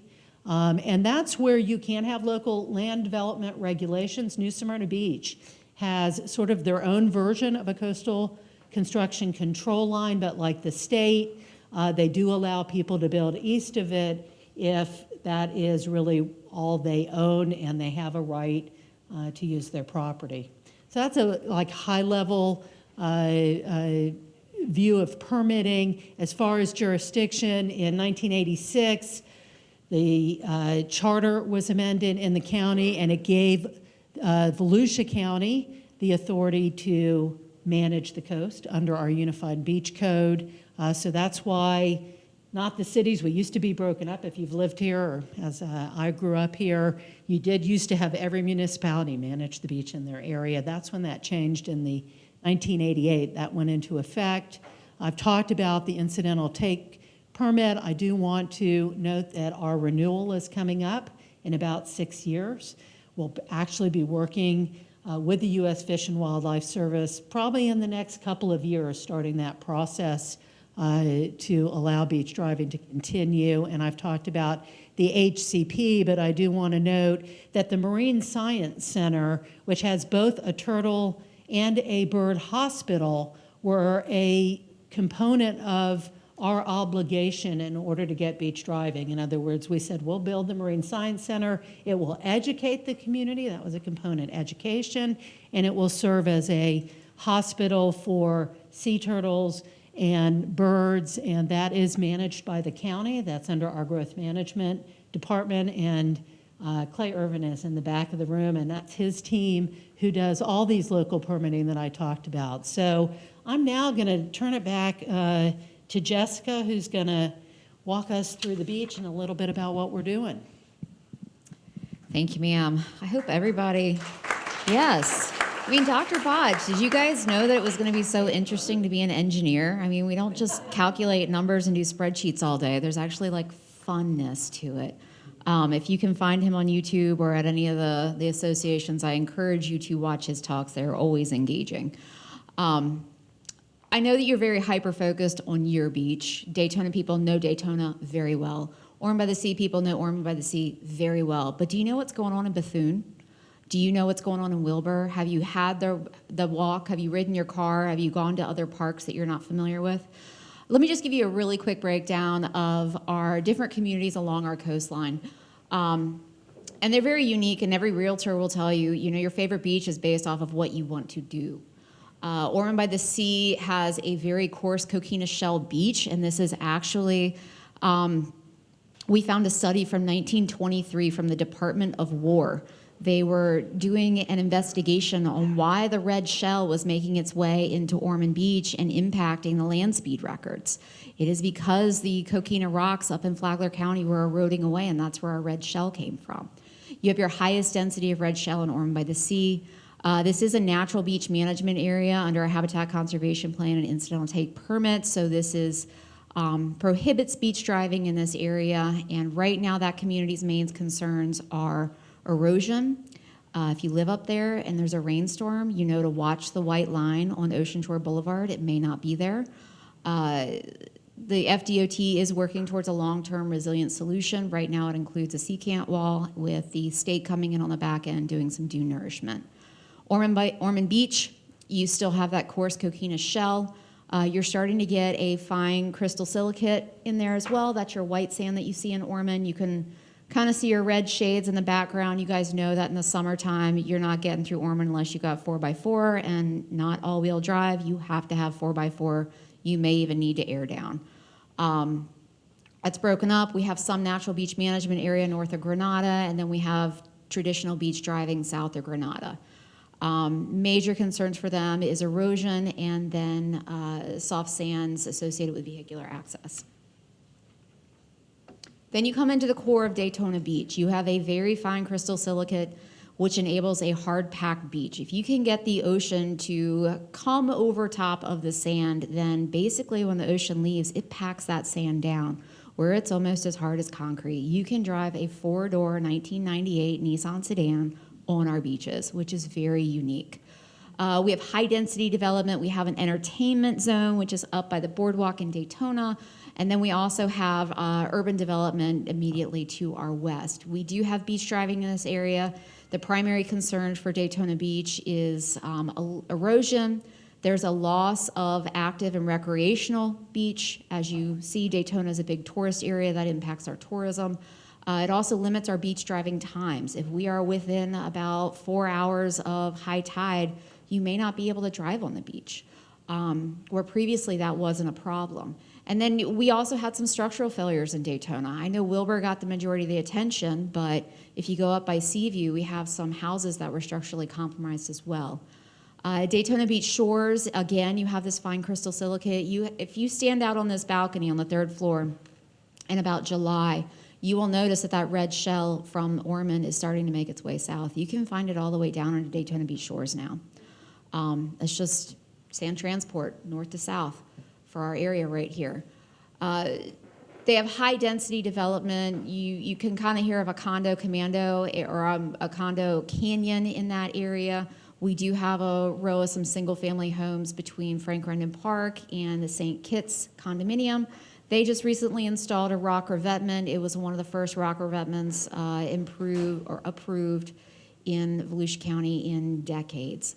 Their primary concern, again, you guys all saw the high rises. You probably have friends and neighbors who had to be evacuated during Hurricane Nicole, was erosion and structural failure. The Surfside catastrophe that happened a couple of years ago got us all super nervous. When you can drive a dump truck under a condo, that's not a good thing from the beach. So their main concern is their structural failures, their loss in the real estate value, and their repairs are not cheap. They're coming in at $3, $4, $5 million to rebuild their infrastructure, compact under their buildings, and then that comes down on assessments who may be financially strapped individuals who are living their dream on the ocean. Wilbur by the Sea is primarily your single-family residential, larger buildings, larger lots. Again, you have that fine crystal silicate. It is a natural beach management area. We do not have driving in Wilbur by the Sea. Their main concerns, again, are erosion, loss of active recreational beach, and then you guys saw all the pictures of the doll houses.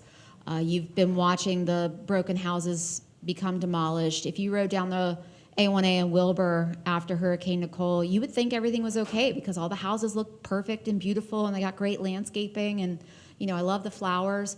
But you walk on the beach and it just looks like a straight dollhouse. You can see bathrooms, you can see bedrooms, you can see everybody's personal items and pictures. That is their primary concern right now, is being able to withstand another storm event. Ponce Inlet, they have a very fine crystal silicate as well. They also have a hard-packed beach that is very suitable for driving. It's more of a low-density development. There are some condos around the North Turn area. It's a combination of a natural beach management area and a beach driving area. Everybody who is north of the inlet, you know, you can get on a beach street and you can hit the North Jetty, drive on the beach, hard-packed sand, complimentary entry for handicapped individuals. It's a great place to recreate with a natural environment to your back. Their primary concerns, there's, I think, 3 structures in Ponce Inlet that had structural failure where they had voids under their buildings. But primarily the community is concerned with the loss of their dune buffer. You will hear me say sand is sacrificial. You'd rather lose your dune before you lose your house. So they've lost that buffer. They are also concerned about the upcoming hurricane season. And then the North Jetty is also technically failing as there's a big hole in it. New Smyrna Beach, just on the other side of Ponce de Leon Inlet. Again, excellent beach driving right there. We have a very density, if you are north of Sapphire, you have single-family homes. You do have the Minorca condo on the north end of the peninsula, just next to Smyrna Dunes Park. South side of New Smyrna Beach, kind of in the avenues, 16th Avenue, and then south New Smyrna and unincorporated New Smyrna do have some condo development. New Smyrna is a mix of driving and natural beach management area. There is no driving south of 27th Avenue. They, again, it didn't make the news very much, but they had structural failures. It was mostly single-family homes that had collapses in the rear, but they had a significant dune loss in that area as well. So they are very nervous also about the upcoming storm event. Bethune Beach, our anomaly on our coastline. Everybody else suffered significant erosion and had structural failures. Bethune Beach, on the other hand, suffered from too much sand. Immediately after Hurricane Nicole, I'd spent the day evacuating condos in Daytona Beach Shores with the sheriff, and then I get a call that we need to send front-end loaders to Bethune. We had 4 feet of sand that washed up in that neighborhood. So, you know, where there's feast, there's famine. What we did was we capitalized on that sand. We stocked it at the Hiles off-beach parking lot, and then we were able to deploy that to, we've got some single-family homes in the Hiles, Van Cleek area that had doll houses. We were able to do temporary measures down there to help them reduce future impacts to their structures. So let's talk about our history of projects. The Volusia County does not have a state sand placement program. We do not have a federal sand placement project. What we have depended upon, and this is, I was told I have very fancy charts, nobody cares, but this shows our long history of sand placement and partnership with the Army Corps of Engineers and the Florida Inland Navigation District. All of the sand placement that Volusia County has been connected to since 1973, I was not here then, has been directly tied to either an Army Corps inlet and intercoastal waterway dredging project or the one event in 2006 where we offloaded 745,000 cubic yards of beach quality sand from Rattlesnake Island in response to the 2004 hurricanes. The picture on the right is a picture of offloading of that DMMA. It's located just north of Crawford, south of Sapphire. And this is from the 2006 offload project.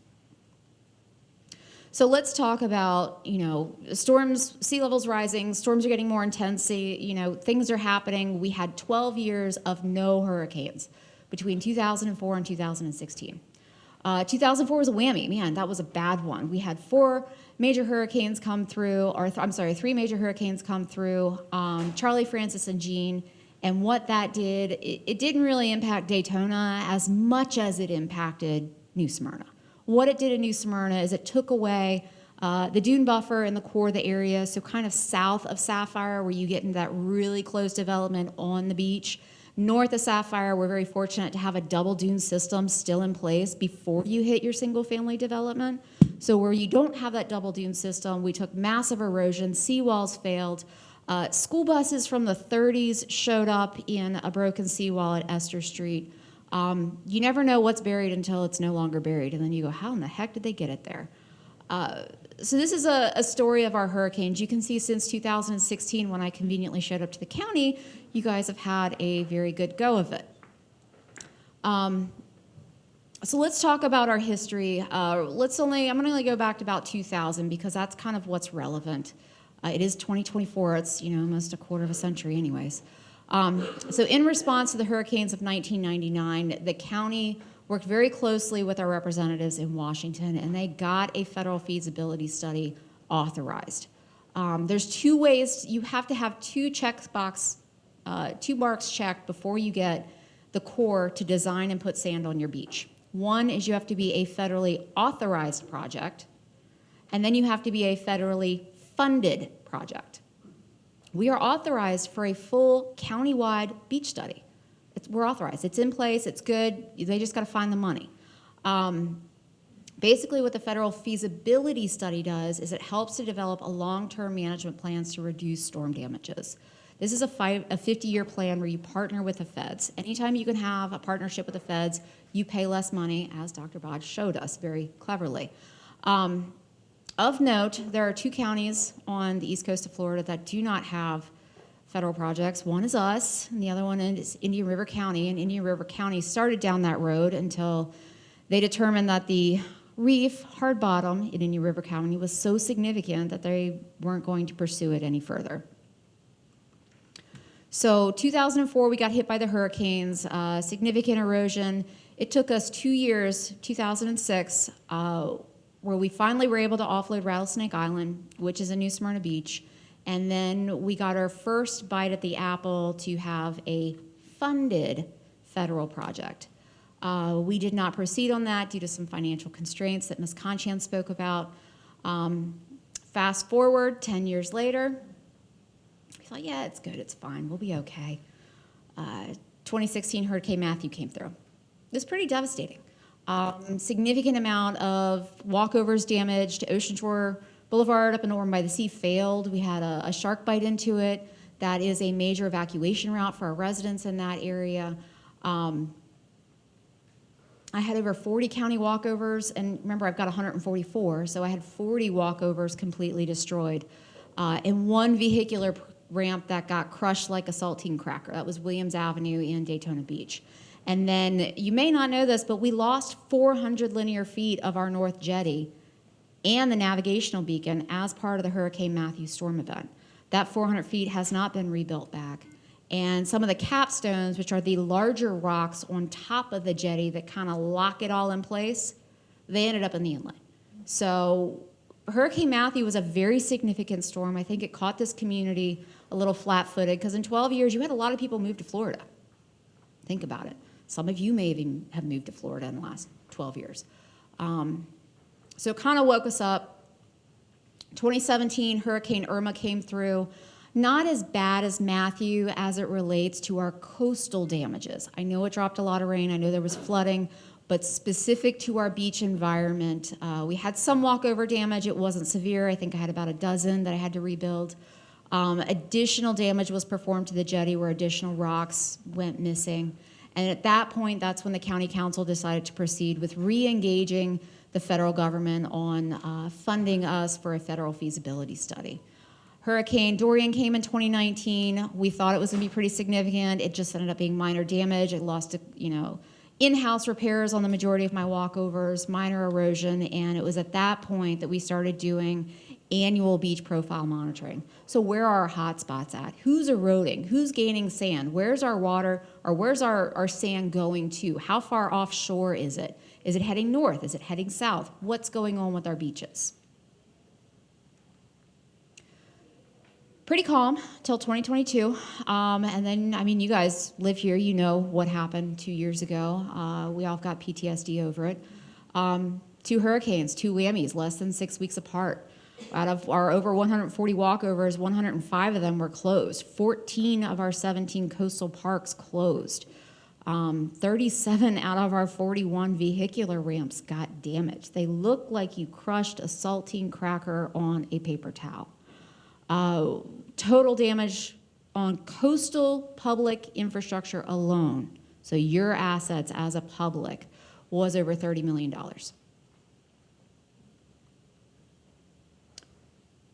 So remember those surveys we were doing? We want to see how much sand we have, where's it going? We just happened to do our annual survey of our beach in August of 2022.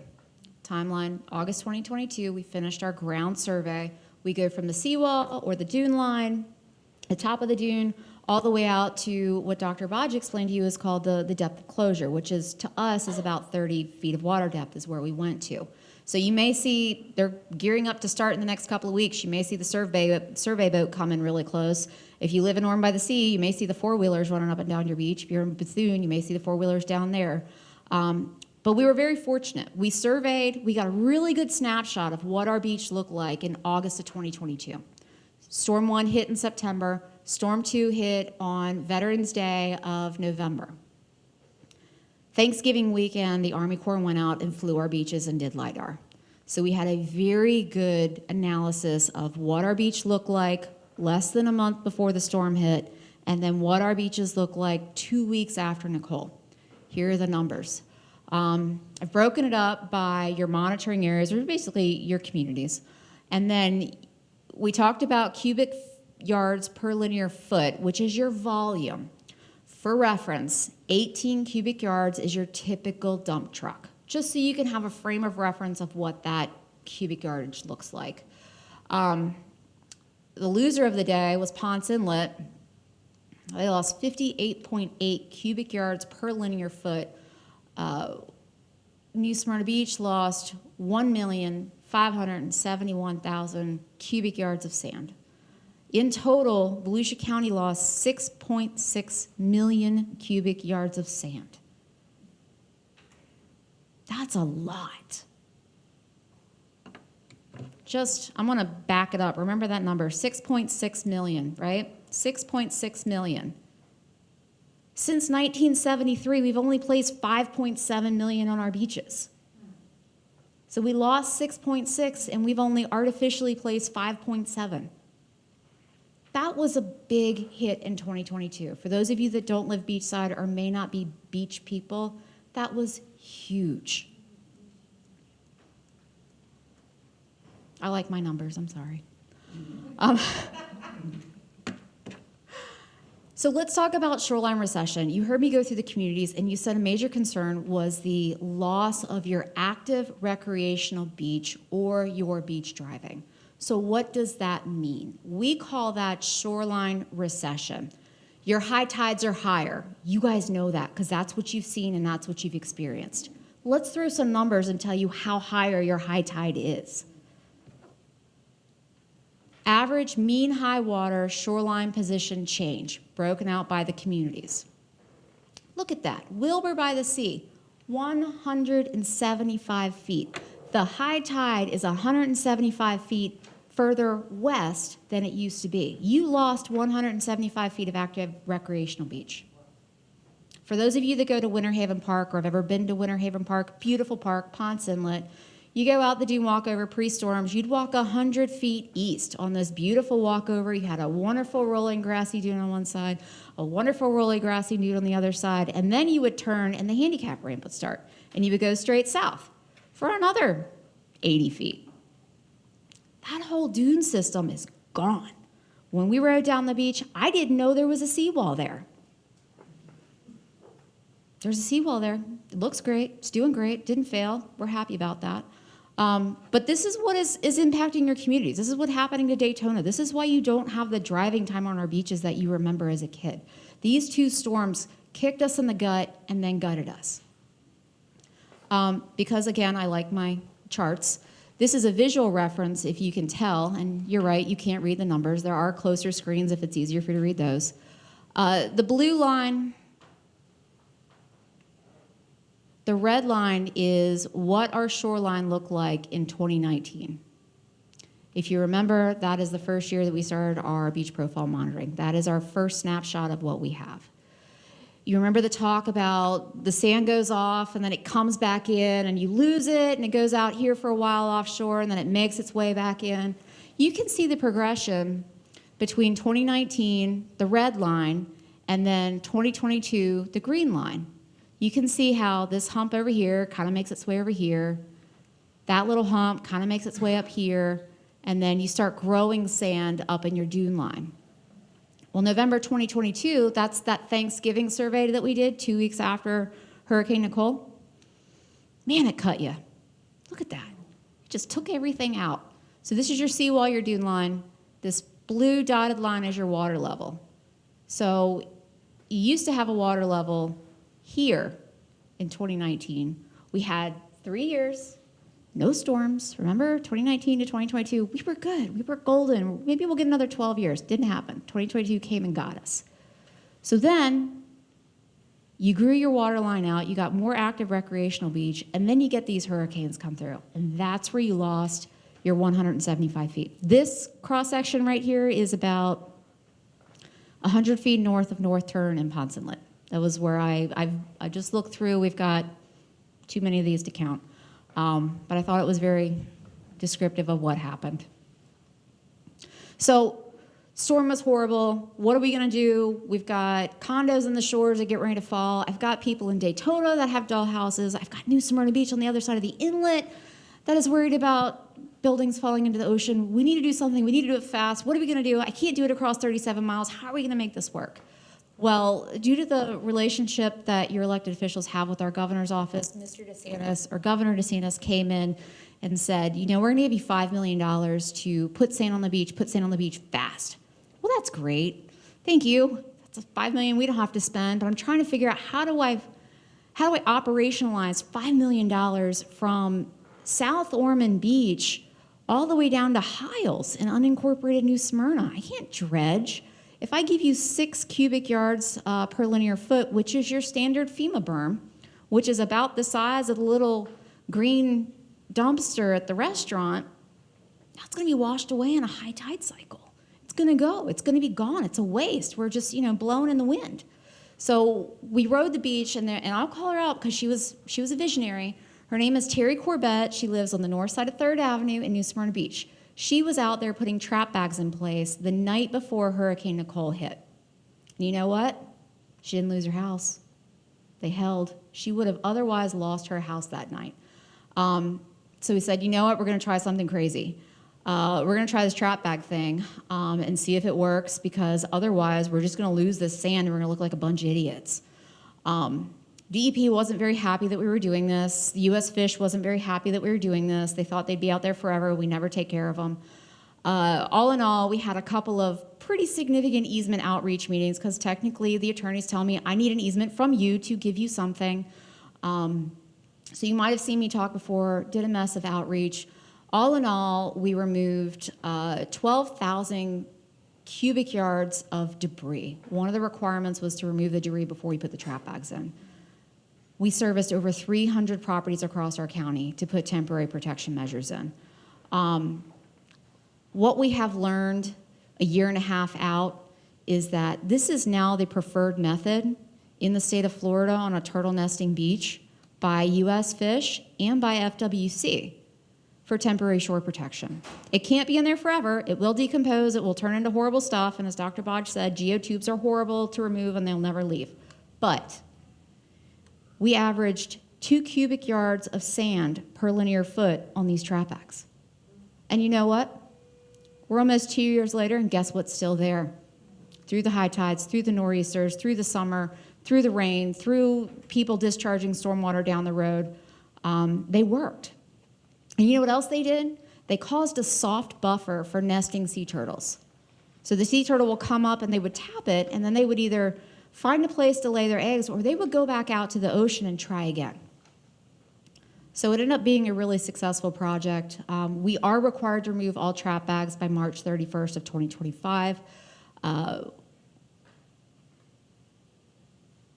This slide, I haven't looked at this one. So results of decades of unanswered hurricane impacts. We've talked about significant beach erosion, loss of dunes, loss of habitat. So when you have shoreline recession, guess where the turtles are nesting? You just took turtle habitat. And it's not just turtles. You also took shorebird habitat. So you look people habitat by taking the recreational beach, but you also took the protected species habitats. So our comprehensive beach restoration plan, we're working on that. It's going to have to be a multi-agency approach. What the reality is no one community, no one municipality, no one county can do this all on their own. You saw his numbers. They're just way too big. And you've got almost $1 billion in property value along our coastline. So what we're doing with the $77.7 million additional money, that's in addition to the 5 that we got for the trap bags, is we are working on a couple of dune enhancement projects. This is a cross-section of what we're proposing. I encourage you to go to volusia.org/sand projects. I'm going to have it up here later. We're looking at approximately 18 cubic yards per linear foot. Dr. Bodge said 30 to 100 is what you need for a beach nourishment project. This is purely a dune project. We are hoping that we can come in and kickstart our recovery efforts.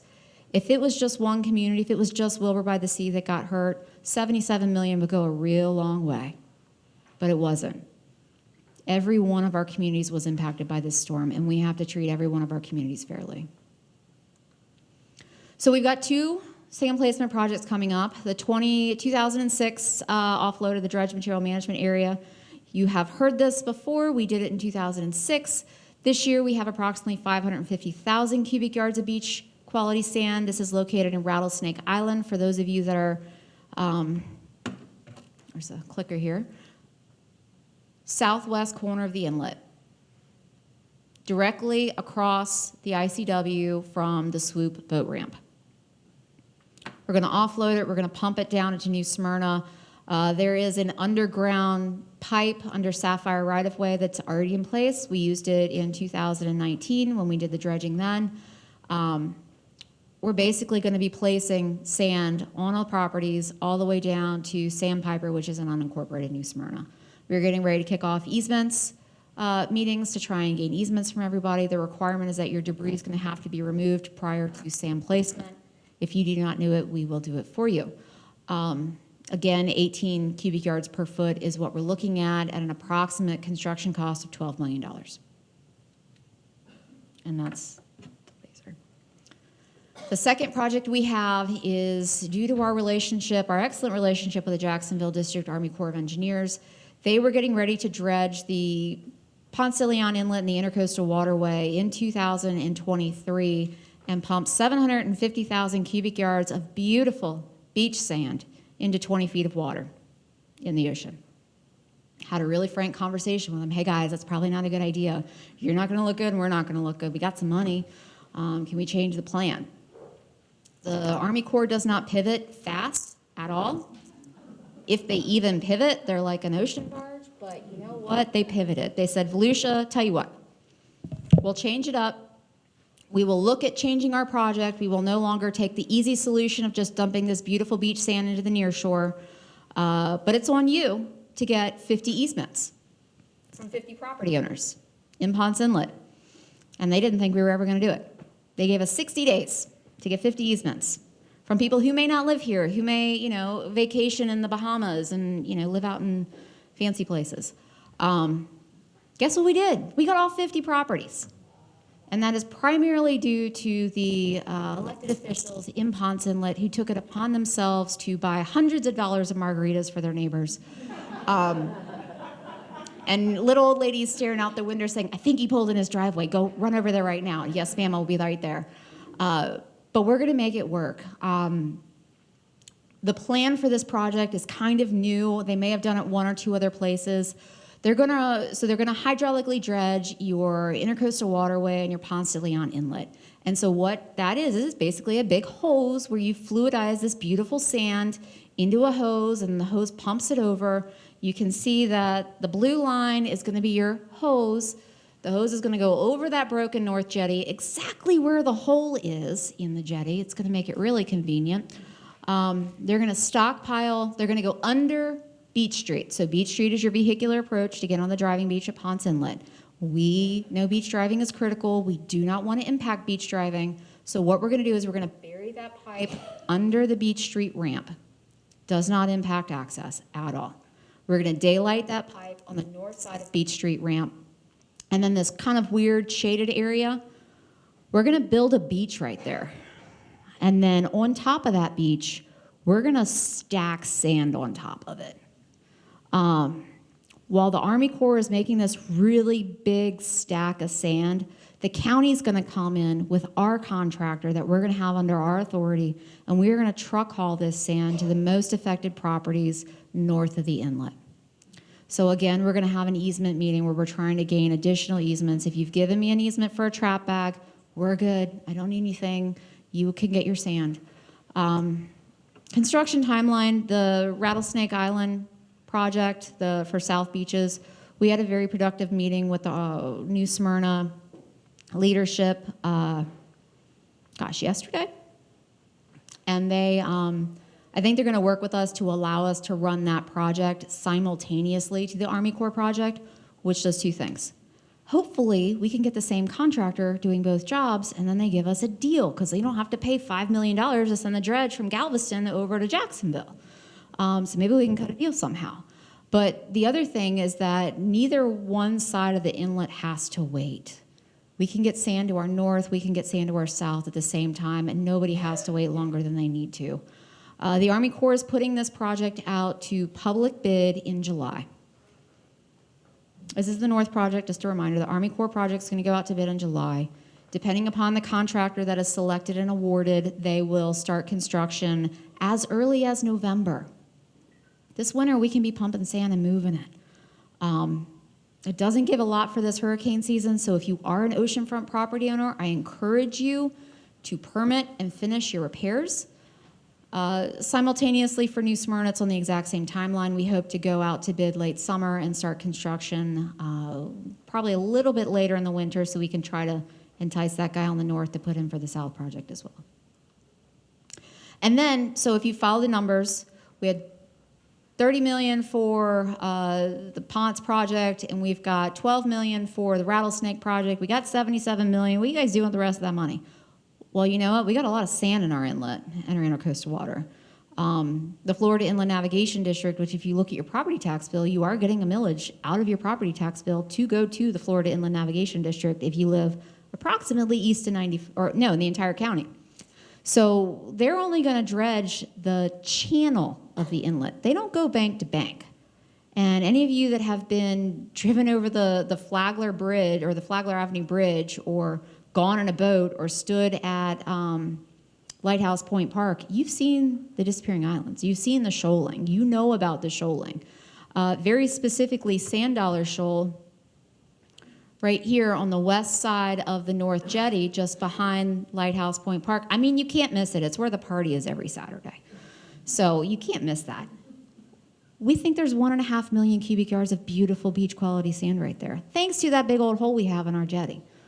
So we've got the task assignment already on the books. They are surveying for volume of sand. They're also doing the vibrocores so that we can tell what our sand consistency is, confirm that we can put it on the beach, and that will be our third sand placement project. That would most likely start in 2026, since we are going inland and we are not going offshore where there are all these wonderful federally protected species like right whales and, I don't know, some kind of slug or something. The permitting goes a lot faster. So this gets sand on your beach quicker. Are these Band-Aids? Yes. This is not your long-term beach management plan. These are Band-Aids. With that, I'm going to switch it back to Ms. Konchan. She's going to talk about how we're using the rest of our grant funding. Really quickly going to talk, because you're about 15 minutes over, I think, by the ending time of this, but we are working hard at the county. One of the requirements of the state of Florida when they gave us the $77 million is that we spend a portion of it doing a coastal study so that we can become part of Florida's sand nourishment projects. We're one of the only counties that don't participate with the state on sand nourishment. So we have started this study. We have engaged our engineering firm. They are working through this list of tasks that will identify our vulnerable areas, create a plan of action that is unique for the different 37 miles of our beach. They'll provide us a variety of options that we'll have more meetings like this to talk about and present. And we'll do some economic benefit analysis and look at what that will mean in our cost share with the state of Florida. Typically, it's a 50-50 cost share on any SAM project with the state of Florida. Here's what our timeline for this study looks like. We've just kicked it off earlier in this year.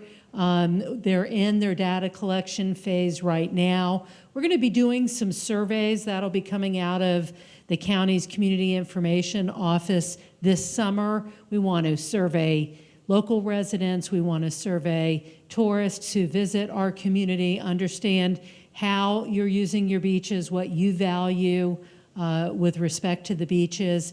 They'll be continuing with coastal process analysis, risk analysis. We expect some public outreach meetings to start sometime in November or early December of this year. Possibly that's our first meeting. And that's to keep the public involved as the data is coming. We want it to be a very engaged project. They'll continue their assessment and feasibility analysis, create a draft report. We think about late spring, early summer 2025 next year. We'll have more public outreach meetings to present the findings of that report, which will then be issued sometime around the 4th of July, we hope. In the meantime, we've spent time telling you the story of our efforts to get the Army Corps of Engineers to get us what we call a New Start project. Really, we only need $1.5 million of federal funding, which in the scope of federal budgeting is, they lose it off the side of the table every day up there. But by federal policy, only 5 New Start projects are authorized each year by the Army Corps of Engineers, and that's for every type of Army Corps project that they do, a dam, a stormwater project, a beach project. So getting a New Start authorized is very difficult, and although we had that funding in 2006, since we didn't take it, it fell off, and we are now trying to re-engage. I will say that Congressman Waltz and Mills have been very supportive, as have both Senators Rubio and Scott. They have wrote letters and are working to try to get us on a work plan schedule with the U.S. Army Corps of Engineers. We hold out small hope. We ask you to all go home and meditate, say a prayer, whatever you do. We heard that there may be an opening on their 24 work program. We are a high priority, especially for Southeast region of the Army Corps. We may be able to get funded quickly. If not, we are in budget committees and a lot of political processes in Washington to get funded for the 25 work plan through the Energy and Natural Resources Appropriation Bill. And that's why we went up to DC, because frankly, we heard a story last year when we were trying to get this study funded on the heels of our hurricane, and they were like, Volusia, isn't that in the Middle East? And we were like, no, that's not. And so really we needed to go educate them on our story, and that's actually not a fib. So we have put aside, our local share would be $750,000. We've been keeping that aside. Frankly, we would at the local level probably fund all the $1.5 million of the local share. It is a $3 million study. But most importantly is to get the study done so we become eligible for those 60% federal funding and that terrific insurance policy where if a storm comes and erodes a beach nourishment project, the federal government repairs that damage at 100%. So that's what we're trying to keep our eyes on. We are very transparent in everything we're doing. Please visit our website. We have a special sand projects page. We keep it updated, and you can follow these projects on that. We do have discussions at County Council. We are on all of your social media pages. We have a newsletter you can sign up for on the Sand Projects page. And of course, please keep engaging with us in community meetings. Thank you very much to the League of Women Voters for hosting this very helpful program. I hope you garnered a lot of information. We've left cards, Jessica and I. Please take them if you want. Please contact us. And I am going to hand it back. Thank you very much. Thank you so much for our wonderful speakers. Do we have time for Q&A, or do we need to scoot? Yeah, good, okay. Who has any questions that they'd like to ask? Several years ago, there was an article of some organization trying to get a pilot project here on this coast, where they would build basically serpentine shoals offshore, and the further out you went, of course, the deeper they would be. But the idea was that in storm situations, when the waves got to be 10 or 15 feet high or something, they would break offshore, dig up sand, dissipate a little bit, and they would be serpentine so that, that it wouldn't all be coming in a straight line. And then the next one would be a little shallower and a little shallower. And the idea is that would help to mitigate storm problems by basically dissipating the power of those waves and also bringing a lot of sand. Have you heard any concepts like that?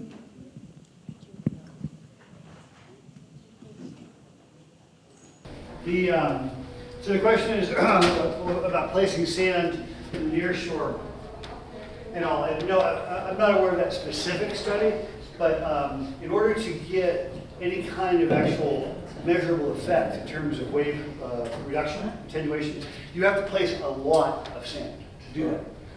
You got to mimic nature, which is in this case along large shoreline is going to be many 4, 5, 6, 7 million cubic yards of sand. And if it were placed shallow enough, then it would, and high enough, it would attenuate that wave energy a little bit, and then it would likewise push it away on shore. But generally speaking, there's no benefit to do that because of the cost of placement rather than placing the material on the beach.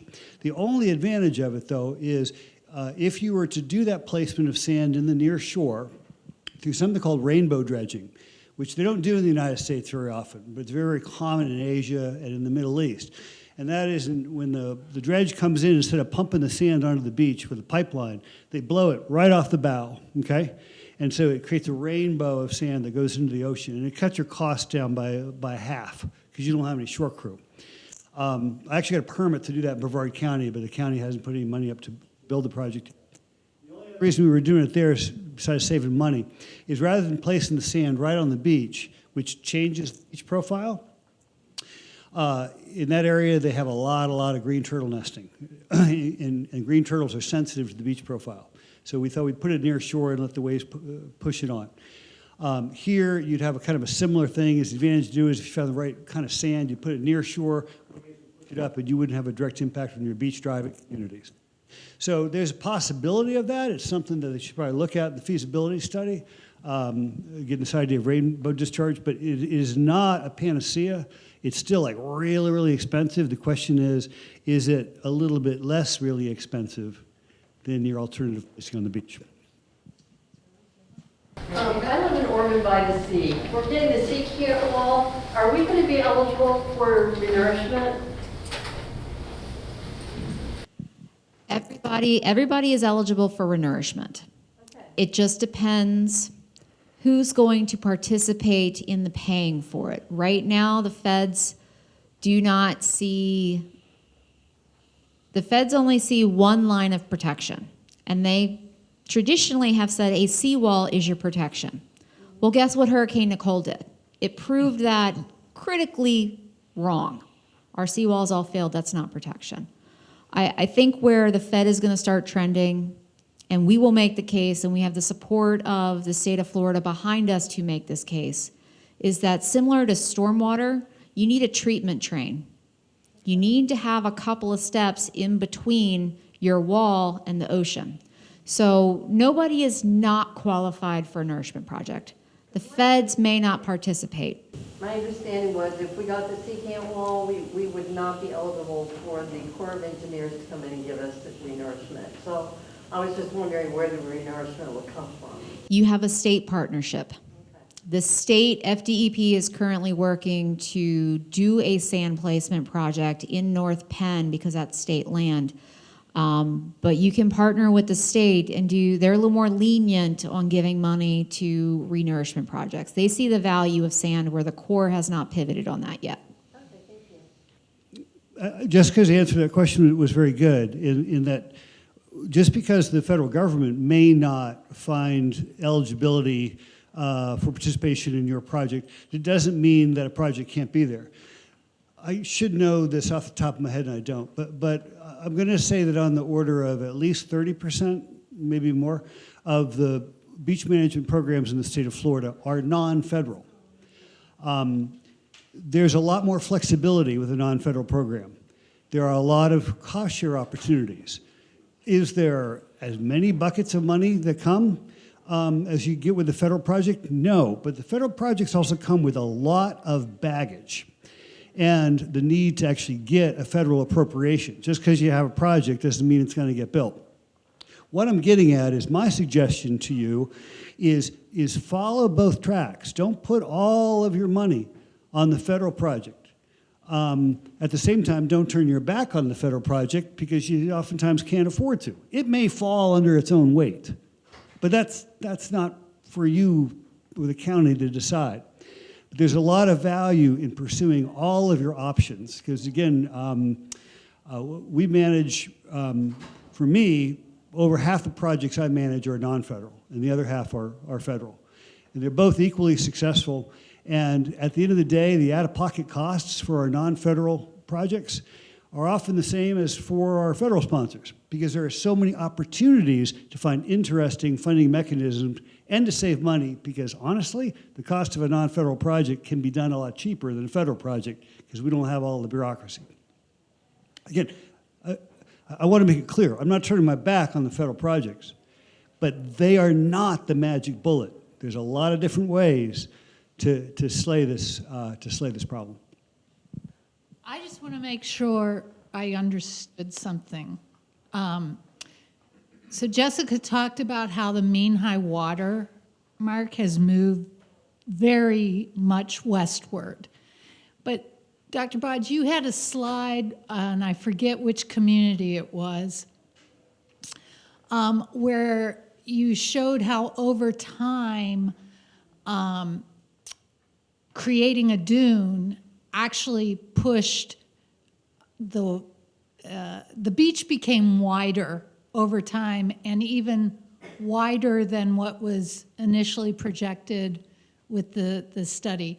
Is that something that can actually happen when you have this evidence of the mean high water coming further or closer to where you'd want to establish? Because I think your slide was where a dune was established waterward of a seawall, of some vertical structure. The answer to your question is no. What you saw there was the beach widened and the shoreline got pushed further into sea, not because of repeated beach nourishment projects where sand was being replenished to the system from offshore every 5 to 6 years. The dune actually grew as a result of that beach. Once the beach had been restored, then we planted sea oats and put it and created the dune. But all of those advances were all related to an active beach management program that added sand every 5 to 6 years. I have a quick question. Adding sand every 5 to 6 years that's the long-term plan for any beach renourishment? The interval in Duval County is every 5 to 6 years, but it varies by location. And what you're trying to do is to optimize your sand placement. The actual renourishment interval depends upon the size of the beach and other natural resources issues. It'll typically vary between maybe every 3 years to as much as every 15 years. I'm finishing a project in Martin County this weekend where our renourishment is every 2 to 3 years because we can't place very much sand at a time or it'll cover or impact a reef that's near shore. So it's small applications on a frequent basis. But what I'm hearing you say is that a long-range management program is crucial to save our beaches long-term. Exactly. This is not one and done along a place like Volusia County on any of these communities. Is you got to plan for your initial nourishment, which is often a really big slug to get the thing healthy again, and then planning for your periodic renourishment. And again, the interval at which you do that is an optimization thing that comes out of your feasibility study. Now, let's say this. The new rules, new policies from the federal government, they yield renourishment intervals which don't make any sense. They're like 11, 15, 20 years in really erosional areas. That's where their computer models come out with. That's nonsense. A community like this that has a high wave energy area, a lot of sand moving, you're going to be looking at about a 6 to 8 year renourishment interval. Thank you. Okay, and again, let's give our great panel another round of applause.